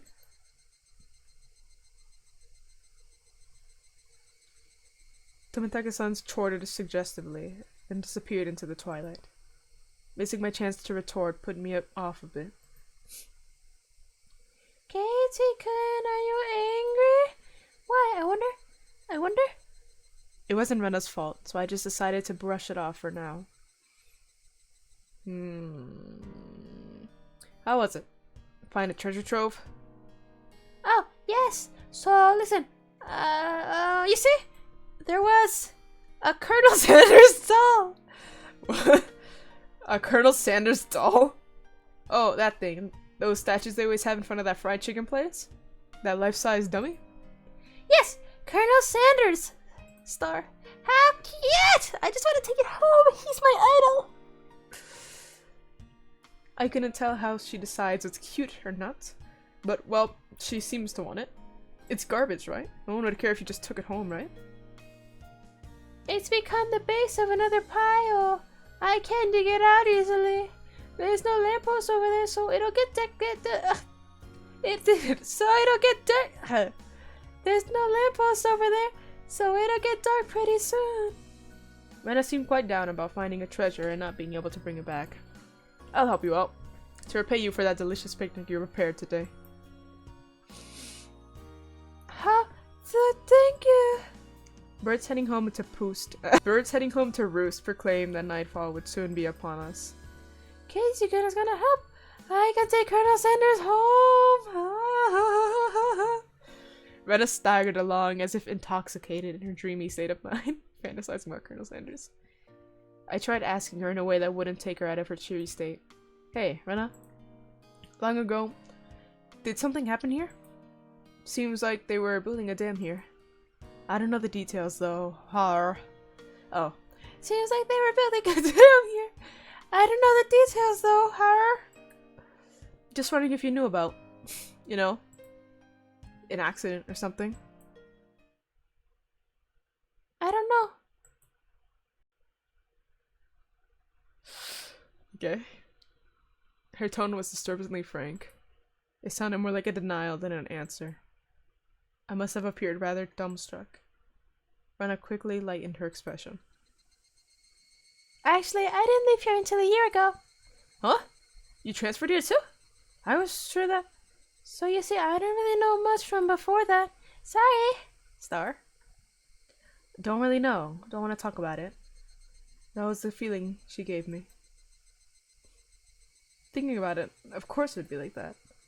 It wasn't the type of thing girls would enjoy talking about.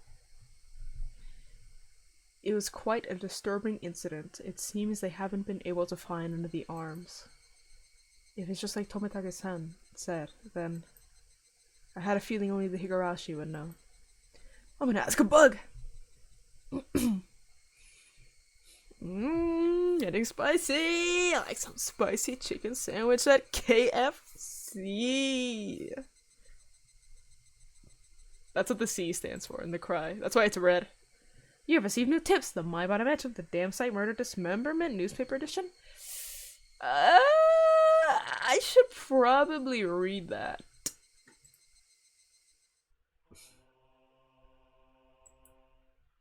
to find more information. Or do I have to?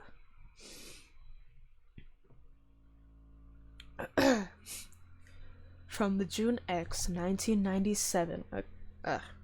From the June X 1979 edition.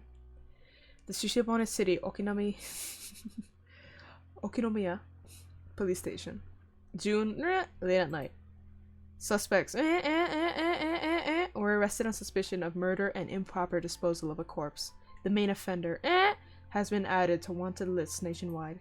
According to our sources, 6 suspects were at the Hinamizawa Dam construction site workroom on the at 9 p.m., where they are suspected to have assaulted and murdered the site overseer as a group, dismembering his body and hiding it. On the at 8 o'clock in the morning, a report was filed by the Shishibone City Hospital in which a male suspect alluded to having murdered Mr. When questioned at the police station, the individual confessed to the crime. Since a portion of the body was recovered at the location he gave, he was arrested that afternoon on suspicion of murder and mutilation of a corpse. The rest of the suspects were arrested the same day, but the main culprit is still at large. Police are currently on his trail. The motive is purported to be a drunken verbal dispute, during which he killed the victim in a fit of anger. However, as there are multiple inconsistencies with their testimonies, the investigation is ongoing. Dark, okay. I guess. I don't know. Miranda's being weird. Spill water. Continue! Yeah! I searched it up and apparently this, like, section of the- there's, like, multiple stories, I believe, in this franchise. It's like the music. Change of tone. It is supposedly 10 hours long, this whole chapter, since this is just one chapter. Which means we're gonna be in for a really long ride. Yeah. Anyway, back to it. Colonel Sanders? Of course, that's right up her alley. I understand her wanting to take home Satoko and Rika-chan. I understand kidnapping. But I can't understand the Colonel Sanders. What's so good about that four-eyed geezer? Whoa! Don't talk about the Colonel like that. He's a good guy. Know him personally. Probably better to hear it from Rena, don't you think? Should probably just say, because it's so cute, though. Does Rena often go to the construction site to hunt for treasure? Every now and then, she says she's going to have a look. But a girl her age rummaging around in garbage is, well... If Rena enjoys it, then I think it's fine. What were they doing over there? Dam construction? Yeah, it had been bugging me since yesterday, like an itch I couldn't scratch. It was cancelled a long time ago. Everyone gathered together and fought against it. Hearing an ominous word like fought come from Mika-chan's mouth startled me. That's right! It was unbelievable. They said Hinamizawa would be sunk into the reservoir and we had no say in the matter. So, I'm only here because the protest succeeded.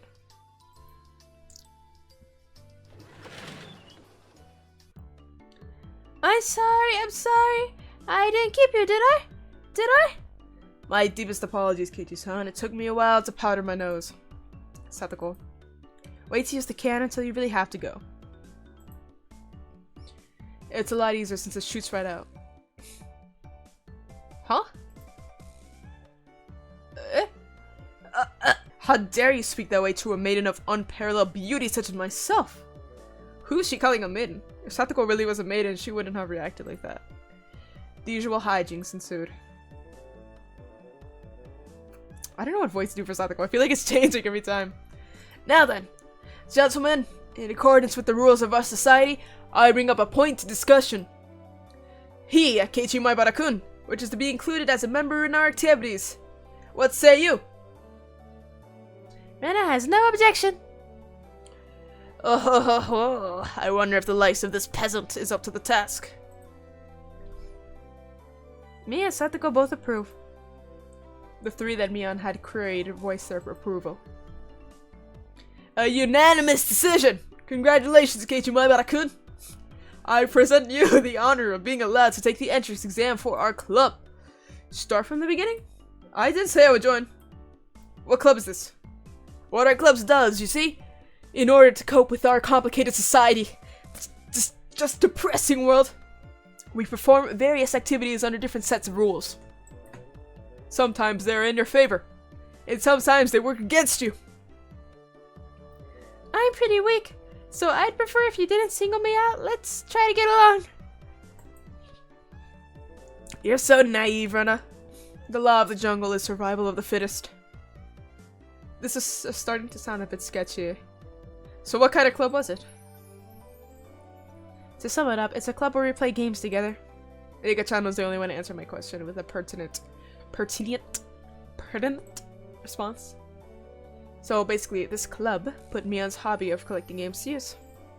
By playing the various games that Mion had hoarded every day, it seemed that depending on the day, there were prizes for the winner or a penalty for the person who finished in last place. I'll make this clear right now. We aren't playing house here.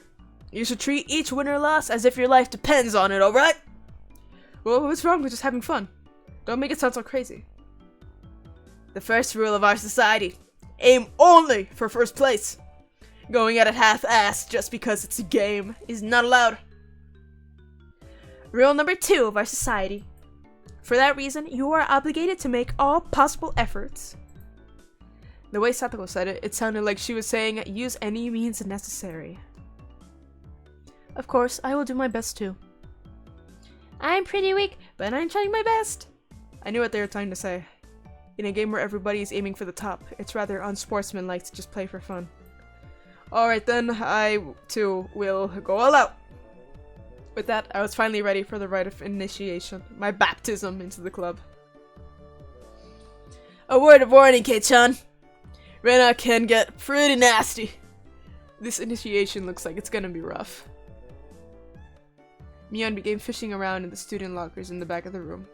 They have the games here at the school? Well, it's club equipment, so I guess that's fine. Complicated games will put Kei-chan at a disadvantage. So today, we'll play a game that you should be familiar with. How about a standard card game? Ugh, like Old Bachelor! Alright, let's do this. Can't really get into it unless there's a penalty. This time the loser will be sentenced to having their face drawn on. What do you think? Well, it won't be oil-based paint, right? Right? Oil-based? Face painting with oil-based paint. That's perfect! Satoko cheered the idea on. She didn't flinch at the thought of such a severe penalty. It seemed like she was raring to go. If you want to be like this, then I can't lose either. Then I'll just cut the deck and start dealing. Old Bachelor is pretty much the same as Old Maid. There's only one difference. There's no Joker. It's in place. One card is pulled out at the start. Meaning there will be one card without a match left over at the end. You don't know which card will end up being the Joker. It's a pretty thrilling game. Ooh. Okay. I'll take the card out now! Rena took out one card and left it face down on the table. Everybody stared at the card intently. Well, it'll be pretty obvious in the endgame. No way to tell at the start. But the rest of them were very serious. They didn't seem as relaxed as I was. They compared their cards to the one face down, all while gauging each other's reactions. It was as if they could see what the face down card was. No, it couldn't be. This deck is pretty worn out. No way. Can everybody tell what the scratches are? Can everybody tell by the scratches what card on the table is? Wait, okay. This deck is pretty worn out. No way. Can everybody tell by the scratches what the card on the table is? Remember the second rule of our society. Keiichi-san must try his hardest to win as well. A number of cards are quite unique. Keiichi-kun should be able to remember them pretty quickly. She said that so matter-of-factly. Should be fine. Don't think a little thing like that can be your crutch. I lashed out angrily, but it was rather obvious I was at a disadvantage. After all, they'd gone so far as to memorize the wear and tear of each individual card. This wasn't a simple game of Old Bachelor. If this was a test, then they were playing with the answer sheet in front of them. It scares me every time, bro. Bring it! I'll take advantage of your carelessness and beat you at your own game. That baseless confidence would soon be crushed. I'm getting way too into this. How about I tell you your hands starting from the right? 3, 4, 9, Jack, Queen. Whack! By the way, the Bachelor is the Jack of Diamonds. Ah! I can tell. I can tell what they are, even if you switch them around. I am out! Ugh! I thought I was prepared, but for it to be this brutal, just overwhelming. Demons! You're all demons! Rena isn't a demon, are you? So sorry, Katie-kun. This is the Three of Hearts, isn't it? I'm out! Not even a hint of mercy. Rena, you can make it shut. These club activities weren't to be trifled with. An alumnus of this club would definitely survive in the cruelest of situations. If our entire class had self-detonating collars strapped to their necks... Whoa, dork? Okay. If our entire class had self-detonating collars strapped to their necks and were dropped into a death match on a deserted island, these guys would probably take to it like fish to water. I can already picture the joy as they hunt down each of their classmates. Foreshadowing? It's a lowest point system. The order itself dictates the points. Whoever has the lowest point total wins. Since Keiichi finished last, he has 5 points. There's already a 5 marked down on my scoreboard. I think it's unfair to Keiichi-kun if we don't use a new deck. It's fine, it's fine. Kei-chan is a man after all. He can turn the tables even if the odds are stacked against him, right? It's fitting for a lonely peasant to scamper home and soak their pillow in tears, don't you think? A petite hand laid itself on top of my head, which is trembling from uncontainable frustration. It was Rika-chan's. Keep on fighting. Yeah. Thanks to Rika-chan's words of encouragement, I was able to calm down. You need to be calm, especially when you're cornered. That's the power I can muster during this crisis.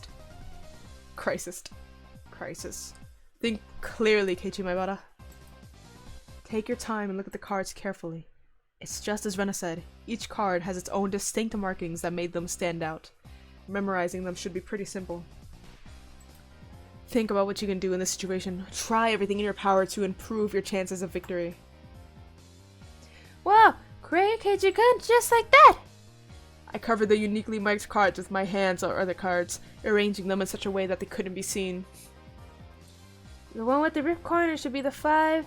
And I'm out! That was not Rika's voice. I couldn't let any of those precious hints slip by me. All information is a weapon. Then it was my turn. Satoko fanned out her cards for me. You see, I want the 7. Is it this one? I wonder about that. You won't know unless you take it. There's a bit of dismay in her expression. She doesn't want it taken. That kind of expression. I won't let that momentary laugh slip by me. I know! It's this one! Got it! 7 of spades! A tear of oh rang out. What is this? The 7 should be the hardest one of all to tell apart. It wasn't from memorizing the markings. Those slight changes in their expression as I was selecting a card were enough. Can't hide it from me, Kei-chan! This mark means it's the 2 of diamonds. What? She was startled by her own misread. Of course everyone else was too. Wow, it's rare that Mei-chan gets a card wrong. No! Kei-chan, could it be? You! They told them apart by different marks. That mark was a nail scratch. So I put a new one on it! Are you saying he disguised it as a 2 of diamonds? What an impressive show of wit! Keiichi landed a clean hit. Clap, clap, clap. That's great, Keiichi-kun! That was an incredible match, you know? Having defeated the forerunner Mion, my brilliant battle left me ecstatic. But by total points, I was already set in stone that Mion would win and I would finish last. I laughed heartily. selecting the tone of my voice carefully to get on Mion's nerves. Well, I'm gonna end up the loser, but I'm satisfied with one-upping Mion at the end. Star! What? That should be that proverbial slap in the face to Mion, who is at the top already and ensured victory. Even if Kei-chan gets first this round, he'll still end up last place overall. Don't you hate that? Of course I do. Let's have a duel. One chance. If you win, then we'll swap first and last place. How about it? You up for it? She fell for it. A chance for an upset that wouldn't be possible without goading her into it. One chance, you say? Let me hear the rules. Mion discarded 2 cards from her hand and replaced one with the Joker card that was on the table, then shuffled the resulting hand behind her back. The card on my right or the card on my left. Kei-chan can guess which hand the Joker's in, then he wins. When you turned around just now, you didn't pull out the Joker, did you? If you lose, I'll show the card in my hand. That okay? The other 3 gulped nervously at this unexpected turn of events. Alright! You've got it. You've got it. Mion grasped one card. Mion grasped 1 card in each hand and thrust them out at me. First, I needed to inspect them closely. The card on the right hand had no distinguishing marks. I couldn't tell which one it was. Which one, I wonder? Keiji-kun, be careful! Yeah, of course. This is my chance for a big comeback. Looking closely at the card on the left, I saw a little wear. It wasn't one I hadn't seen before. Ah, that card is... I didn't let that bit from Satoko slip by me. Mion clucked her tongue. Cluck cluck. I didn't recognize the mark on the left card from the small number that I had memorized. I didn't know what the left card was, but I could tell that Satoko's reaction from the card had already appeared during the game. Since I had already appeared before, it meant that it definitely wasn't the Joker. Oh, Kei-chan thinks it's the one on the right. Will you choose that one then? Will you? The left card definitely wasn't the Joker. If I could trust that theory, then I should have been able to declare that the card to the right was the Joker. Even without Mion's taunting, the one on the right was the most suspicious. But wasn't it a bit too rash to decide solely based on Satoko's reaction? More carefully... Ah, I remember now. A mark. The left card. No doubt about it. It's 7 of clubs! What's it?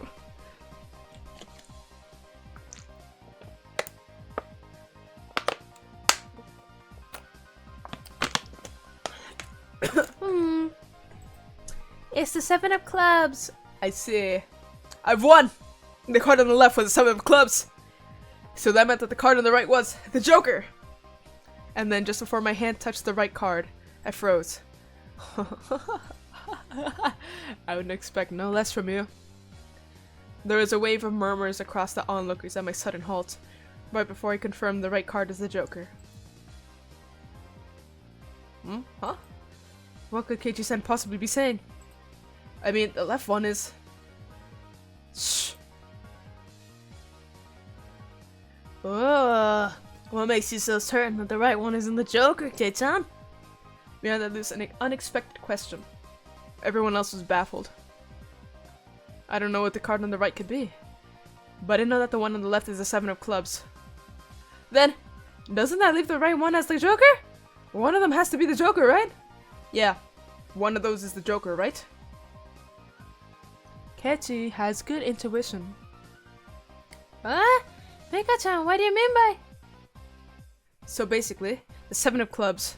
I discarded that by matching it with Satoko's 7 of spades earlier.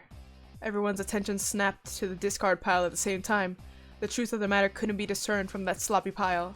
So that means... Mion pocketed one of the discarded cards and aligned it over the left card, and that means... I see. I get it! This left card is being disguised as the 7 of clubs, right? It was the first time since the start of the match that a shadow ran across Mion's expression, and I didn't let that slip by. Then, with a grand flourish, I declared it loudly.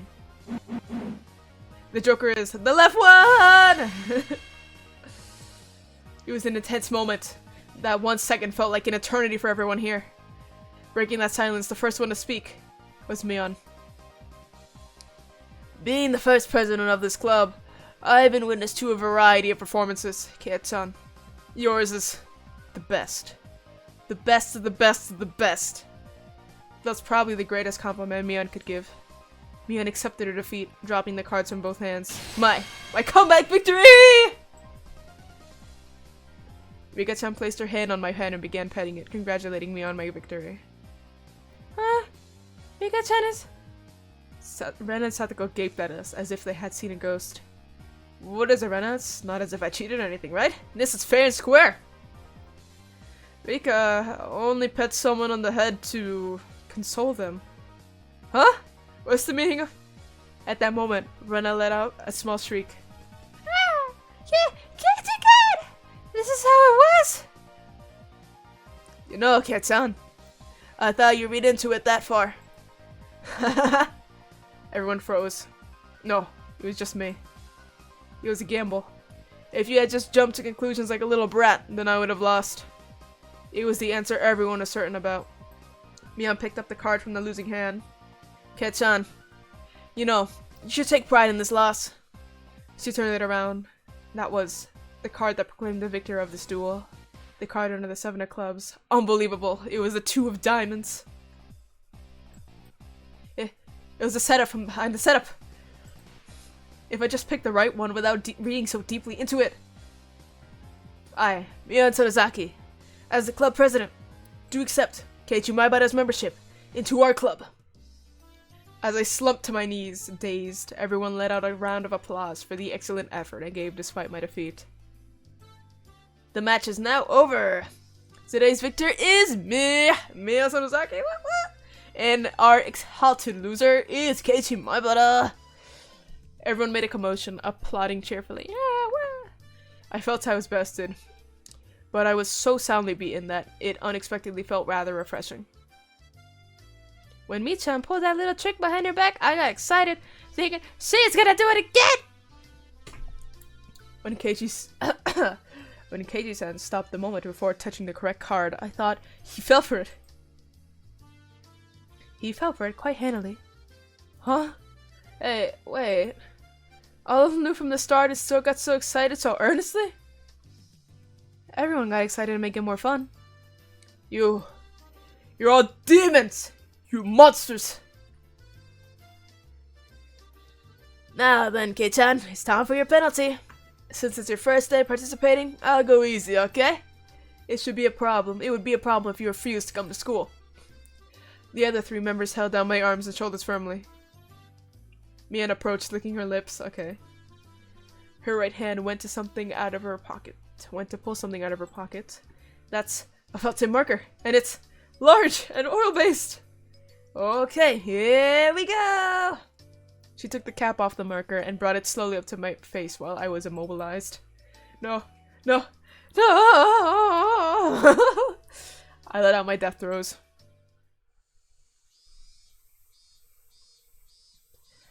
Oh my gosh.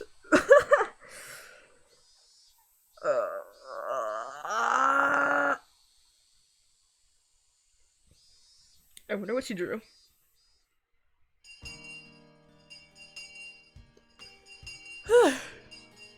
Continuing on. That's a nice building.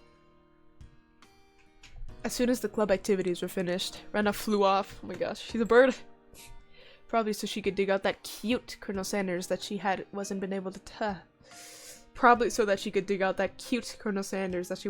take home yesterday.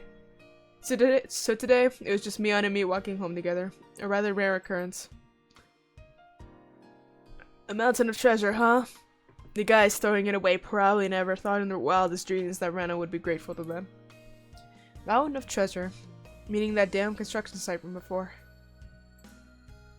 Oh, right. Mion would probably tell me.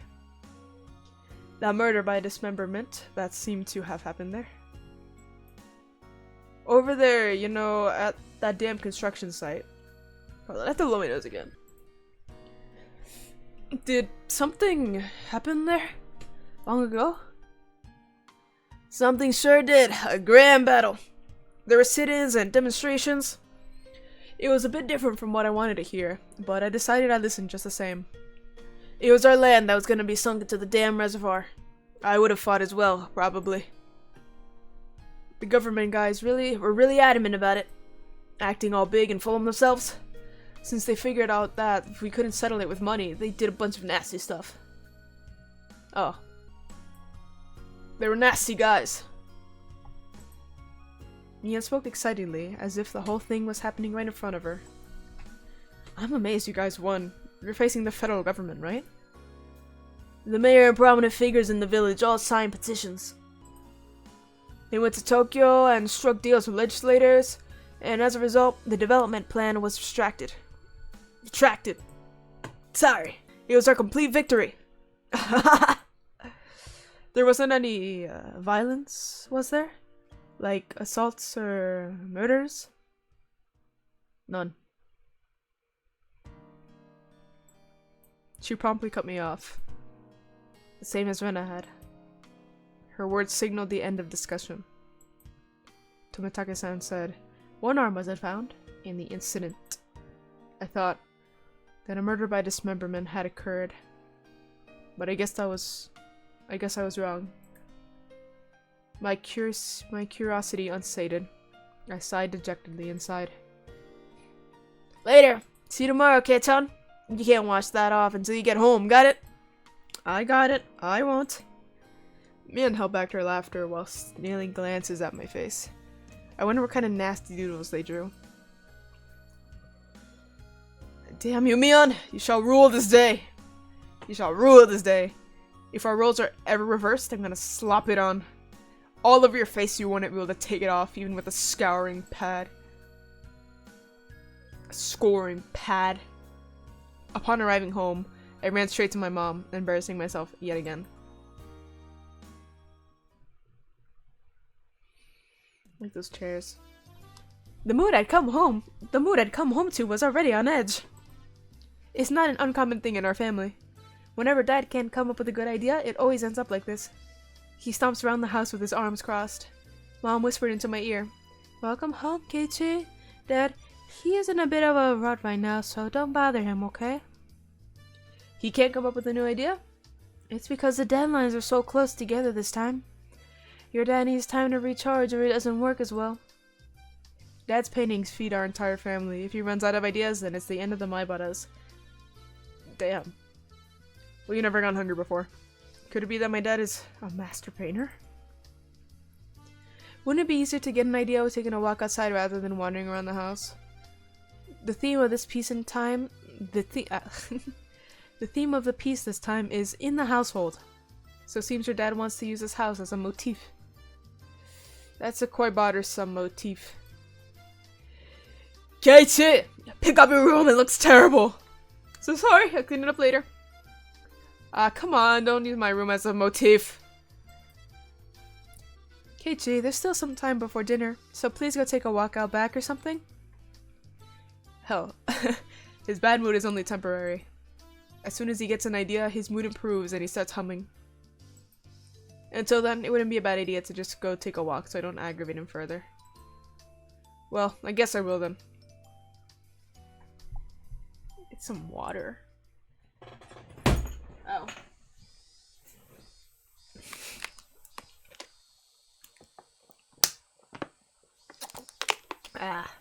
Yum yum yum.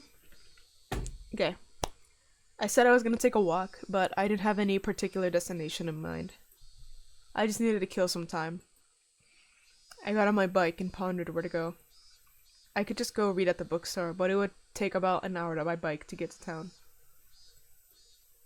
It would be dark by the time I got back, so I didn't want to go unless I had to. The roads at night here in Hinamazawa creeped me out. If Mion or Satoko ever found out about that, I smelled weirly. Oh yeah. One was probably still at the Mountain of Treasure, the dam construction site. The excavation of Colonel Sanders was probably taking her a while. It wouldn't be so bad to have her owe me one. Should I return the favor next time we have club activities? With a little bit of self-interest in mind, I set off towards the dam construction site.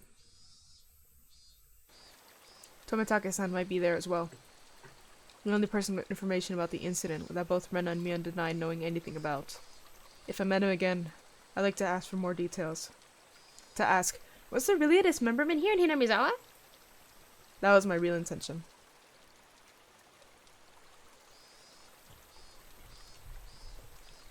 The Golden Gate Bridge! Whoa!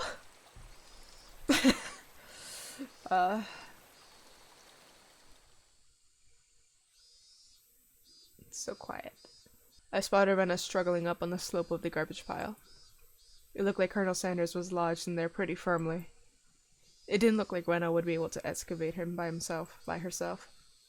Realizing that Tomitake-san wasn't around, I began climbing up the slope unsteadily. Hey, Rena! Looks like you're waking up sweat. Well, Keiichi-kun! What brings you to a place like this? A place like this, huh? Oh, a place like this, huh? I see. She's aware of it, at least. I received a signal for emergency assistance at the accident site. Where's the injured party? Huh? An accident? Huh? But there was a report Colonel Sanders was buried alive in this trash pile. Huh? Oh, that. You scared me. Don't frighten me like that, Keiichi-kun. I was just kidding. I thought you might be struggling by yourself, so I came to help you out. You came? For me? Ah. Well, I finished my quota for today. If I don't see Rena blush at least once a day, then I'm not getting my daily required nutritional intake. Just kidding. You're embarrassing me now.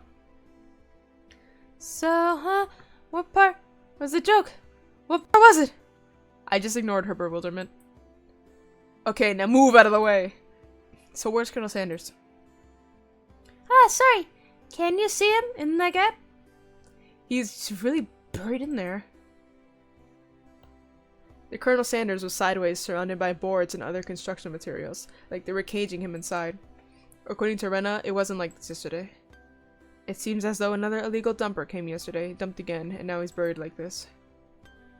You're trying to move this pile all by yourself? By yourself? With those scrawny arms? There's no way she would be able to do that with the... Sorry, just making fun of her, bro. Okay.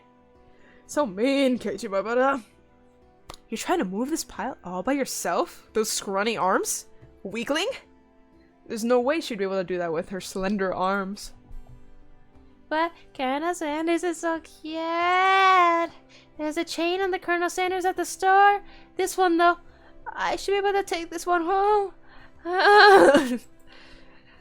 If Rena gave up on this Colonel Sanders, she'll probably start devising a plan to steal the one in front of the store. As Rena's guardian, I won't allow her to sully her hands with crime. Out of the way. I'll do it. Rena blushed again, but this time I left it alone. The pile was enormous. Also, the more days we wasted, the more likely another illegal dumping would occur. If you got buried any deeper, there would be nothing that could be done. Keiichi-kun, I'll help too. Let me help. You just get in the way, so stay back.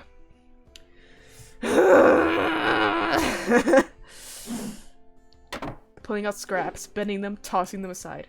I quickly became covered in sweat and dust.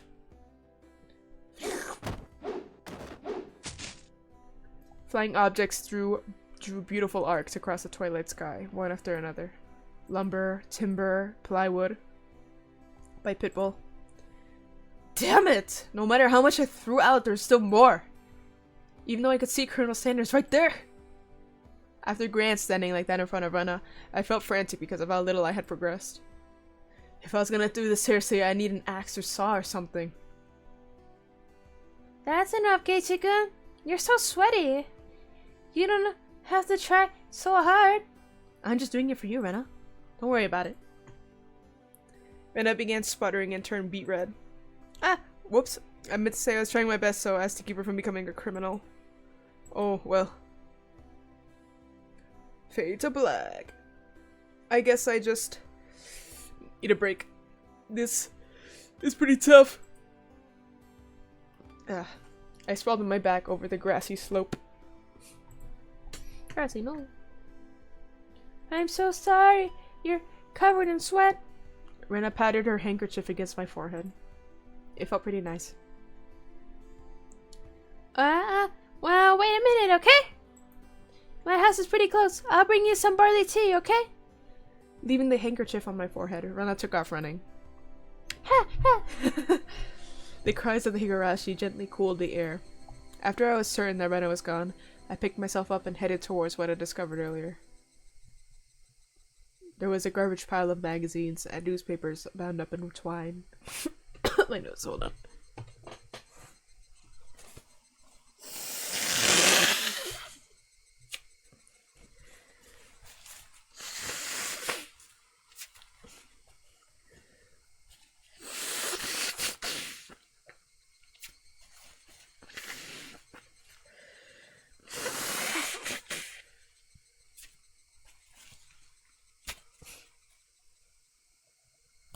That was a garbage pile of that was a garbage pile of magazines and newspapers bound up in twine. Unless I'm mistaken, I believe it was around here. There it was. There were bound stacks of not-so-reputable tabloids. They were stacked chronologically, going back quite a few years.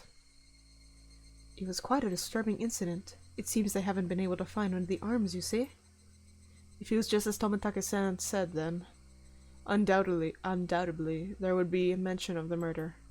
These are troubled times. There is no end to these sickening incidents. There's a large part of society drawn in by these incidents as well. So it had to be recorded. Somewhere. I unfastened the packages and opened the rain-soaked packages carefully, looking over the table of contents. Not here. Next one. Not here. Next one. It was hard to search since I didn't know when it happened. I didn't know who the perpetrator or the victim was either. I only knew it had happened here. I looked up every so often, checking to see if Rena had come back or not. I wouldn't want her to see me gawking at a dirty magazine, but it just wasn't that. It wasn't just that. Both Rena and Mion said they didn't know. But it had happened, without a doubt. As long as Tomitake-san wasn't lying. Then if both Rena and Mion... yeah, there it was. If they had just... Then if both Rena and Mion... yeah, there was. If they had just said that, then I wouldn't have gotten so hung up about it. An incident that neither Rena nor Mion wished to talk about. Trying to uncover it after they tried to conceal it out of good intentions. That made me feel like I was acting against my friends. Hinamizawa dam worker lynching! Murder by dismemberment! Here it is! The featured article was in the back, and it seemed that there was a photograph in the colored pages at the front. The pages of the featured article were stuck together and weren't easy to open. Rena could return any moment. Feeling rushed, I gave up and ordered the... Rena could return at any moment. Feeling rushed, I gave up and ordered... Rena could return at any moment. Feeling rushed, I gave up and opened the photograph page. The police investigators were carrying a body bag and newspaper reporters were all bathing in camera flashes. The police investigators were carrying a body bag and newspaper reporters were all bathing it in camera flashes. The image was blurry and hard to understand, but I could definitely make out the headlines. A tragic nightmare at the Hinamizawa construction site. Lynching and murder, dismemberment. The victim was the site foreman. He had assaulted his The victim was the site foreman. He had assaulted his assailants daily with an explosive backlash from his daily actions. It's a horrible image to see the site foreman as it happened. It really did happen. It seemed the details were on the next page. I turned the page without pausing. On it was: the assailants butchered the victim's body with hatchets and pickaxes.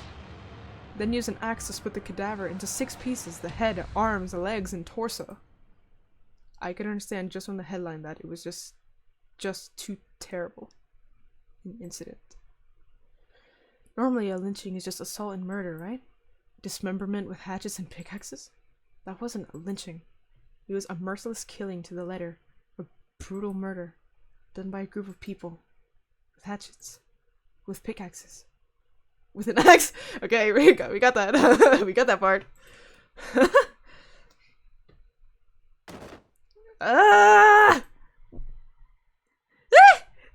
Sorry. Did I startle you? Rena dropped the axe she was holding onto the grass after being startled by my voice. Whoa. Keiji-kun, you see, earlier, you said it would help if you had an axe, didn't you? So then I brought an axe for you. From the shed. Rena fluttered her arms in a panic, continuing to explain and apologize. It seemed I'd been glaring at her pretty intensely. I'm sorry, I guess my reaction was a bit overboard. No, I'm sorry as well. I'm sorry. Night was drawing close. I was pretty worn out, and it wouldn't hurt to do the rest tomorrow. It doesn't look like we can break that last beam with an axe. You brought it after all. I'll have to borrow it tomorrow, okay? Okay. Why do you look so glum? Tomorrow we'll be digging out Colonel Sanders, right? You're right. want to take Colonel Sanders home soon. We both knew that it was useless to apologize any more than that. I quenched my thirst with the barley tea Rena brought and wiped off the sweat that had now gone cold. We took the path to head home. I felt quite guilty about the tabloid wrapped up in my jacket.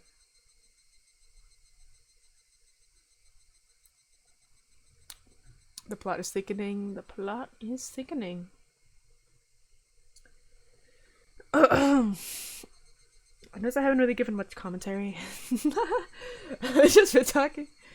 You know, I saw a damn project, special tablet report, new tips.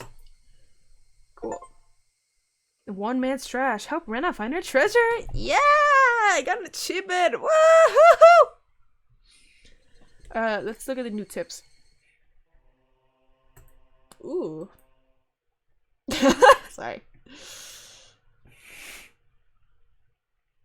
Nightmare befalls the Hinamezawa Dam. Lynching and murder dismemberment.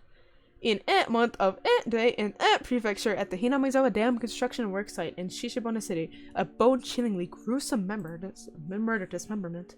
Even though this case has shocked the archipelago, the police will give no details on the case. Exactly what happened at the Hinamezawa Dam? They probably didn't mean to kill him at first, but as the victim resisted by swinging around a shovel, the rest of the perpetrators armed themselves in return, and it quickly escalated to homicide. So said the aforementioned investigator A. After this bloody tragedy was over, they were left with a body which nobody thought was alive. San had tormented the suspects daily with his rough behavior. At first it was meant to be payback. All the perpetrators were horrified by their deed, and even one turned himself in to the police. It was the de facto leader of this group, who suggested hiding the body. Reluctantly at first, they soon began to think they did not wish to be caught. The construction site had numerous places to hide the body with 6 people. They were originally supposed to hide the body and leave the area, but the de facto leader feared that the consciences of the other 5 wouldn't be able to bear the burden, and came up with a horrifying method to keep them from turning him into the police. He devised the heinous method of splitting up the body amongst them and making them each responsible for hiding a piece. Had turned a simple manslaughter into a gruesome dismemberment and forcibly involved each perpetrator in order to create a sense of unity between them. Each one participated. But what does this mean? Person A spoke out reluctantly. Had ordered each and every one of them to dissect a piece for themselves. They were hesitant at first, but nobody refused. In for a penny, in for a pound, was what it meant. Thus, an unimaginable, bloody ceremony began. The perpetrators wept and vomited as they performed the gruesome task. There was one person who stubbornly refused, but threatened them, saying nothing would change if someone else ended up dead, and he gave up on his objections. But plan collapsed in the span of one night. Who had refused to dissect the corpse up until the last moment had broken down into tears at the hospital where he was being treated for injuries sustained during the scuffle and confessed. The criminals were arrested one after the other, but the de facto leader whereabouts are still unknown. Also, the right arm hidden by has yet to be found. Despite an ongoing search, this horrible individual has so far managed to elude law enforcement. What could the police be doing? It appears that has said he was going to throw the body right arm into the marsh. His car was discovered abandoned near the marsh, but there were no clues to his whereabouts. Didn't trust his companions.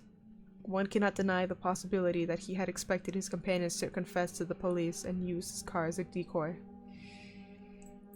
Of course, I doubt that theory. Since he has no car, one would expect him to have a limited area to which he could have escaped to. But within the station there were rumors going around that he had accidentally slipped and drowned in the marsh when he went to throw away the body. To the locals, that marsh is believed to be bottomless. It is known as the Onikakushi, the ogre's abyss. It is said that the bottom of the marsh is connected to the hellish world of demons. The atrocious demon from hell that was Could it be that he had returned to hell through the marsh? The Seijin dragon, a bringer of luck and misfortune. Luck and fortune. Prosperous future. Ladies leaping into your arms. Business success. Promotions. Ambition. Protection from harm. Not just with parichigo and horse races, but with business and even love. Guaranteed or your money back. Zizian Dragon Bracelet XD. One piece. 27,800 yen. Okay.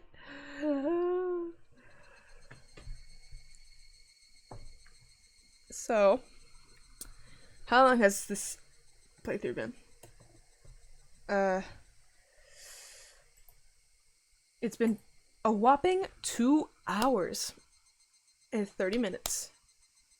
I am gonna end it here. I really enjoyed it. This is like fun. Definitely a different, very different from my past videos, but those past videos are cringy, and this is even cringier! But, I don't know, I enjoyed playing it. I'll probably do it again sometime in the future, but in the meantime, I will work on another, like, art-ish related video, and also I will just be working on the backgrounds for the 7th Sea as well. But this is just a nice little break. Chill break, I don't know, I feel like my heart rate's kind of accelerated, but I enjoyed this. And yeah, I will end it here.